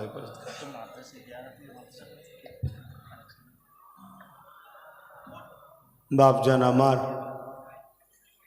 প্রকৃত আলেম হলো সে যে রসুল চিনতে পেরেছে। আমার কথা শুনছেন? প্রকৃত আলেমকে বলুন বলুন, যে নবী চিনতে পেরেছে। কারণ নবী হলো ইসলাম, নবী হলো শরিয়াত। জোরে বলুন সুবহানাল্লাহ। নবী হলো কি? শরিয়াত। নবী কি? শরিয়াত। নবী পাকের উঠা বসা, কাজ কাম, চাল চলন, এটাই কি গো? এটাই হলো শরিয়াত, এটাই হলো আল্লাহর পাক কালামুল্লাহ শরীফ। জোরে বলুন সুবহানাল্লাহ। আম্মা জান আয়েশা সিদ্দিকা রাদিয়াল্লাহু তাআলা আনহাকে সাহাবা হুজুররা জিজ্ঞাসা করলেন, এ আম্মা জান, আমাদের নবী কেমন ছিলেন? আম্মা জান আয়েশা সিদ্দিকা বলেন, কেন আপনারা কি কোরআন পড়েননি? সাহাবা হুজুররা বললেন, হ্যাঁ কোরআন পড়েছি, দেখেছি। আম্মা জান আয়েশা হুজুর বললেন, তোমাদের নবী হলো আল্লাহ পাকের 30 পারা কোরআন শরীফ। তাহলে যারা নবী চিনেছে তারাই প্রকৃত কোরআনের জ্ঞান পেয়েছে। যারা নবী জানে না, সেজেছে সব বড় মুফতি, 2-4টে দালাল পুষেছে, বলবি বড় আল্লামা, বড় শায়েখ, বড় পীর সাহেব, বড় মুফতি। এ শুনছেন না শোনেননি? বাজার গরম কর টাকালে। রসুল যে চেনে নে, তার মতো বড় মূর্খ পৃথিবীতে কেউ নেই। নবী পাক ওয়াজ করতেন, সিদ্দিকে আকবরও শুনতো, আবু জেহেলও শুনতো। কিন্তু সিদ্দিক আকবর পৃথিবীর শ্রেষ্ঠ হয়ে গেল। নবীদের পরে সিদ্দিক আকবরের দরজা। কেন? দাড়ি ছিল বলে। দাড়ি তো আবু জেহেলেরও ছিল, জানেন? এ শুনেছেন কখনো? হ্যাঁ শোনেন, পাগড়ি তো আবু জেহেলও পরতো। কি জন্যে তাহলে? হজরতে আবু বকর সিদ্দিক নবী চিনেছে, আবু জেহেল নবী চেনেন। শুনছেন না?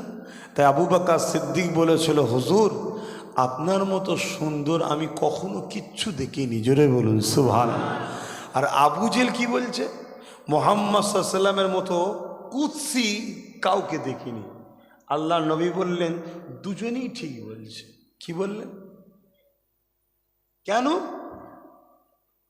আবু বকর, তুমি তোমার এলেম দ্বারা, তোমার অন্তর চক্ষু থেকে দেখছো, ও তোমার অন্তরটার ভেতরে নূর আছে, তাই তুমি সেরকম দেখছো। ওর অন্তরটার ভেতরে অন্ধকার আছে, অন্ধকার দেখছে। এখন কেউ যদি সাদা চশমা পড়ে, আপনাদেরকে কি দেখবে? যেমন নট ন্যাচারাল সেরামি দেখবে।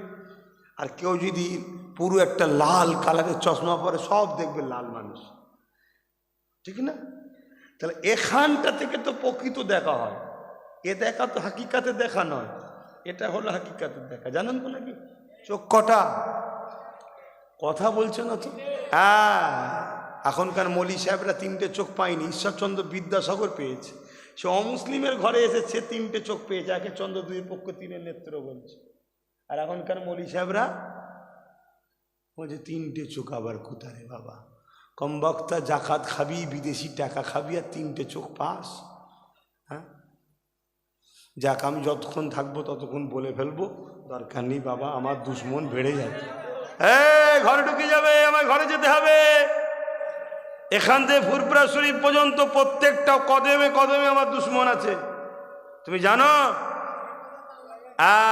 পারফেক্ট কথা, 100% কেন, 1,00,00,000% সত্য কথা। হাসবুনাল্লাহ ওয়া নি'মাল ওয়াকিল, নি'মাল মাওলা ওয়া নি'মান নাসির। যে আল্লাহর উপরে ভরসা রাখে, আল্লাহ তার জন্য যথেষ্ট। জোরে বলুন সুবহানাল্লাহ। তবে এটা শোনো, অত বড় কপাল আব্বাস পেয়েছে কি জানি না। নবীর জন্যে, আল্লাহর জন্যে বলার জন্য যদি আমার মৃত্যু হয়, এটা তো শহীদের দরজা হবে। জোরে বলুন সুবহানাল্লাহ। এ কপালটা বড় না ছোট? সাহাবারা এ কপালের জন্য রোজ দোয়া চাইতো, খোদা আপনার দিনের জন্য বেরোচ্ছি, জালিমরাদের তরবালে যেন আমি ধ্বংস, কত শহীদ হয়ে যায়। ঘরে ফিরে এসে সেজদাই পড়তো, আল্লাহ আমি কি উপযুক্ত নয়? আবার পরের দিন কোনো কারণে যেত কোনো জায়গায়, আবার দোয়া করত। হজরতে খালিদ বিন আলিদ বলে একজন আমার নবীর সাহাবী ছিলেন। তিনি 125টা লড়াইয়ে গেছে। কটা? 125। কটা গো? 125টা জায়গাতেই যাবার সময় দোয়া চেয়েছে, আল্লাহ আল্লাহ আল্লাহ, আমি আপনার হয়ে, আপনার হাবিবের ওপরে হকের হয়ে দাঁড়াতে, যে অন্যায় মজলুম জালিমদের বিরুদ্ধে লড়াই করব, জালিমদের আঘাতে যেন আমি শহীদ হয়ে যাই। শুনছেন তো নাকি? এখনই উঠবে নাকি মৌলানা? শুনছেন? হজ করবে নাকি? যদি হজ করে নিয়ে আসেন ছেড়ে দিচ্ছি, তাহলে নাই ভাববে হুজুর সব টাইম নিল রে। আর এমনি তো এখন আমাদের কাছে কেউ ভালোবাসছে না, এই হুজুরটাই সব গন্ডগোল করছে না, কি বলছে জানিনি ভাব। তো 125টা লড়াইয়ে হযরতে খালিদ বিন ওলীদ কি বলছে? আল্লাহ যেন আমি শহীদ হয়ে যাই, আল্লাহ আমি যেন শহীদ হয়ে যাই, আল্লাহ আমি যেন শহীদ হয়ে যাই। আহা, 125টা লড়াইয়ে বিজয় হয়েছে, শহীদ হয়নি। জোরে বলুন সুবহানাল্লাহ। গাজী হয়েছে, বিজয় হয়েছে। জোরে বলুন সুবহানাল্লাহ। ইন্তেকাল করবে, বিছানায় শুয়ে আছে, স্ত্রীর কাছে আফসোস করে কাঁদছে আর বলছে, স্ত্রী আমার বড় স্বপ্ন ছিল আমি শহীদ হব, কিন্তু আল্লাহর হুকুম, আল্লাহ আমাকে শহীদ করেন। শুনছেন? স্ত্রী বলছে, আল্লাহ তো আপনাকে সাইফুল্লাহ, আল্লাহ তরওয়াল বলেছে। জোরে বলুন সুবহানাল্লাহ। কে আছে আল্লাহ তরওয়ালকে জমিনে ফেলতে পারে, এজন্য আল্লাহ আপনাকে শহীদ হতে দেয়নি, তরওয়ালের হিফাজত করেছে। জোরে বলুন সুবহানাল্লাহ। কটা যুদ্ধে? 100 সব জায়গায় কি দিবার ইচ্ছা করেছিল? জানটা যেন চলে যায়, শহীদ হওয়া, তাই তো নাকি? আমি 25টা লোক দেখি তো আল্লাহ নবীর প্রেমে 1000 কোটি টাকা নবীর মাদ্রাসায় দিতে পারে কি? কে কে হাত তুলে দেখি? 25টা লোক মাত্র, 125 জায়গায় 100টা বাদ দিলাম, 25টা লোক দেখি কে কে হাত তোলে। এখানে নবীর মাদ্রাসা আছে। তাহলে আমার দাদু জানের নামে আশেকে রসুল ছিলেন, ছোট হুজুর বাবা কানা মৌলবী বলতো না, নবী তোর বড় ভাই হয়, এ মুরব্বী শুনেছেন তো নাকি? হ্যাঁ বলতো নাকি? হ্যাঁ, আশেকে রসুল ছিলেন। বলেন না গো, 25টা লোক হাত তোলেন, কে কে দেখি হাতটা গুনবো। লম্বা লম্বা হাত তুলবেন, লজ্জা করছেন কেন? একটা হাত লম্বা করে তুলে রাখবেন, কষ্ট হচ্ছে নাকি? একটা হাত তুলবেন, না 2টা হাত গুনে ফেলবো, আবার বিপদ হয়ে যাবে। 1 2 মুরব্বী দেবে নাকি? ওই মুরব্বী দেবে তো? ওরে বাবা, ওই পাশে চেয়ারে বসে আছে, কি বলছে বুঝতে, ছাড়া এদিকে দেখেন, উনি বুঝতে পারেন। 1 2 3 4 5 আর কই 5 6 হাত তোলো, হাত তোলো। 6টা হয়েছে, 7টা কই? একজন নগদ দিয়েছে, 7টা হাত নামান আপনারা। 8 নম্বরে কে আছে? ওই একজন হাত তুলেছে, 8টা। 9 নম্বরে কে আছে? 9টা। 10 নম্বরে কই? একটু দেখে বলো না, এমন আলো দিয়েছি আমার চোখে। 10 নম্বরে কে আছে? একটু বলো বলো বলো। মাত্র 25টা লোক, ওই একটা বাপ হাত তুলেছে। 10 নম্বর। 11 নম্বর, 11 তাড়াতাড়ি। আরে কত টাকা, কতদিন? নিঃশ্বাস ফুরালে সব পরের, নিঃশ্বাস ফুরালে সব পরের হয়ে যাবে। দাও তোমরা 25 জন 1000 করে দাও, আমি 2000 টাকা দিয়ে আমার দাদার মাদ্রাসায় দাও। বলো। ওই একজন হাত তুলেছে, দেখুন 11। এই একজন হাত তুলেছেন 12।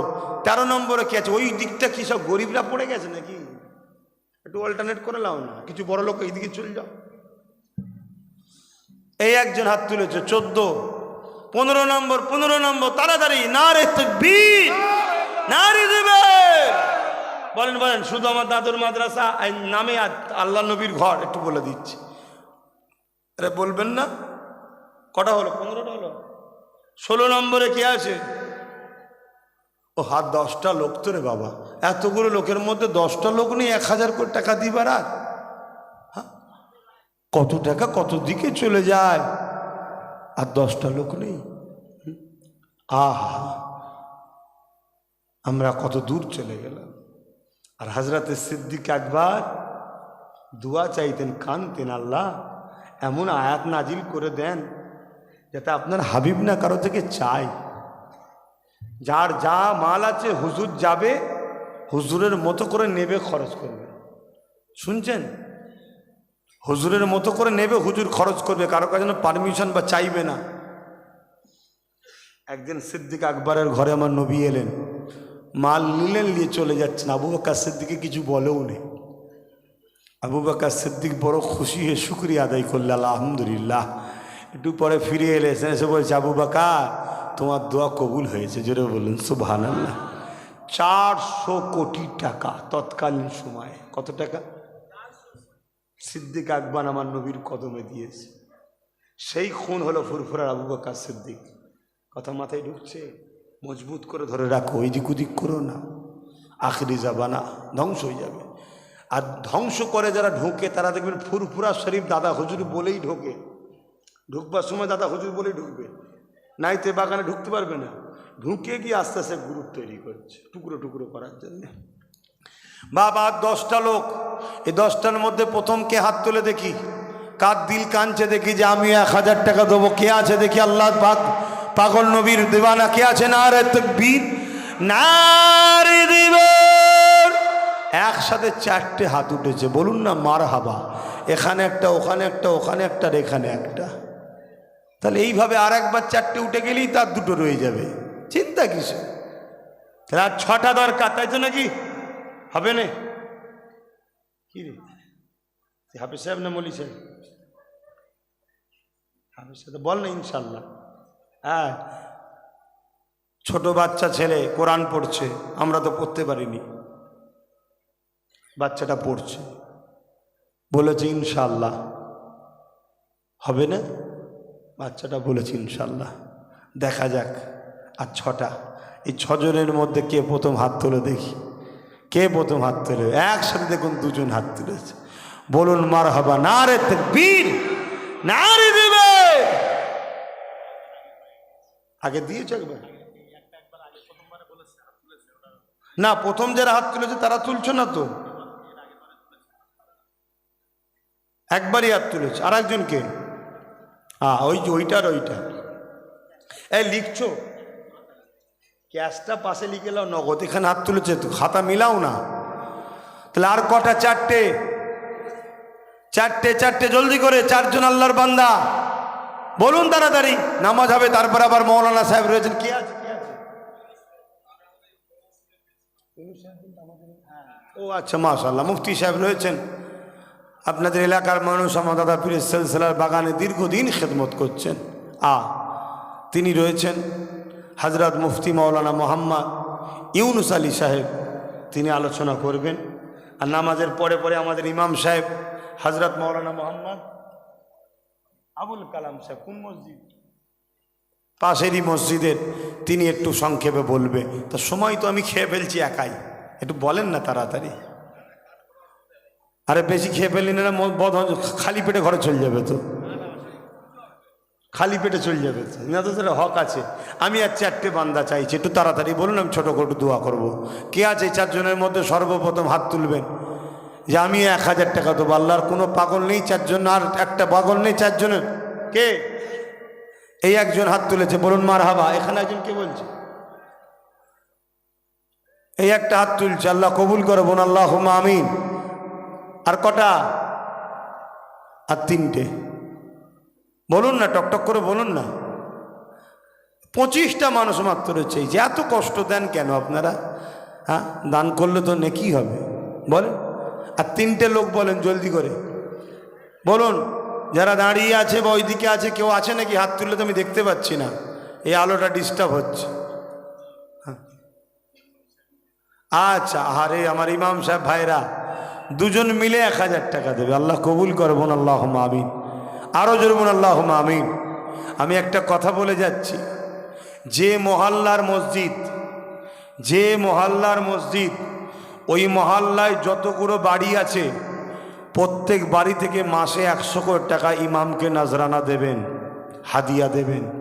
যদি আপনার ঘরের বিমার বালা মুসিবত রুখতে চান, বলে গেলাম, প্রত্যেক বাড়ি থেকে 100 করে টাকা পার মাসে দেবেন। বছরে 1200 টাকা যাক, আলেম বান্দা ইমামদের দেবেন। শুনছেন না শোনেননি? কিন্তু এখানে আবার একটা কথা বলবো, যে ইমাম নবীর পক্ষে তাকে দেবেন, যে নবীর পক্ষে নয় তার পিছনে নামাজও হবে না। শুনছেন না শোনেননি? প্রত্যেকটা বাড়ি থেকে 100 করে টাকা দেবেন। কোনো মহল্লা যদি 100টা বাড়ি থেকে 100 করে দিলে ইমামের মাসে 10,000 টাকা হয়ে গেল। কিন্তু আজকে কি দুঃখ, কি লজ্জা! হ্যাঁ, এ কমটা ধ্বংস হয়ে গেল, এ কম ধ্বংস। এ কম কাফের বেঈমান মুনাফেকরা গাড়ি বাড়ি চেপে গেলে কমের বড় গর্ব হয়।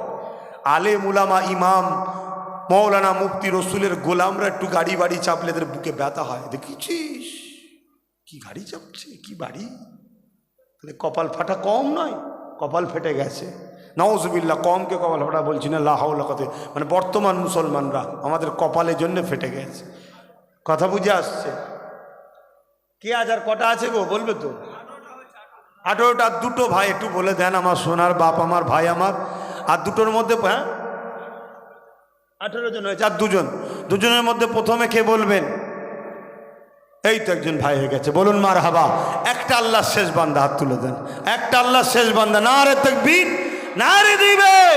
একসাথে দুটো উঠেছে, বেজোর। আল্লাহ কবুল করে, বোন আল্লাহুম্মা আমিন। আরো জোরে বোন আল্লাহুম্মা আমিন। আল্লাহ দানকে কবুল করে, বোন আল্লাহুম্মা আমিন। আসেন, দোয়া চাওয়া হবে। আমার ছেলেটা কোথায়? আমি ভেবেছি তুই হয়তো ঘরে ঘুমিয়ে পড়লি নাকি, কখন এলি?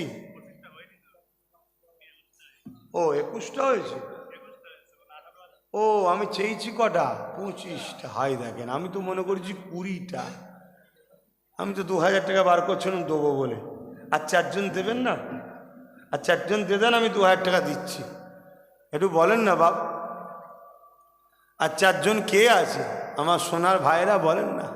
আহারে বড় গরিব মানুষ, জানি খেটে খুটে খান আপনারা, কিন্তু মোবাইলে রিচার্জ করার সময় টাকা কোথা থেকে বেরোই বুঝে যায় না। আর মাদ্রাসার বেলায় বেরোতে চাইছে না। হ্যাঁ বলো, এই 4 জনের মধ্যে দুজন করে হাত তুলবে। কে কে প্রথম দেখি, কে দুজনে একসাথে হাত তোলে যে আমরা দুজন আছি, হাত তুলবো। কে কে আছে একটু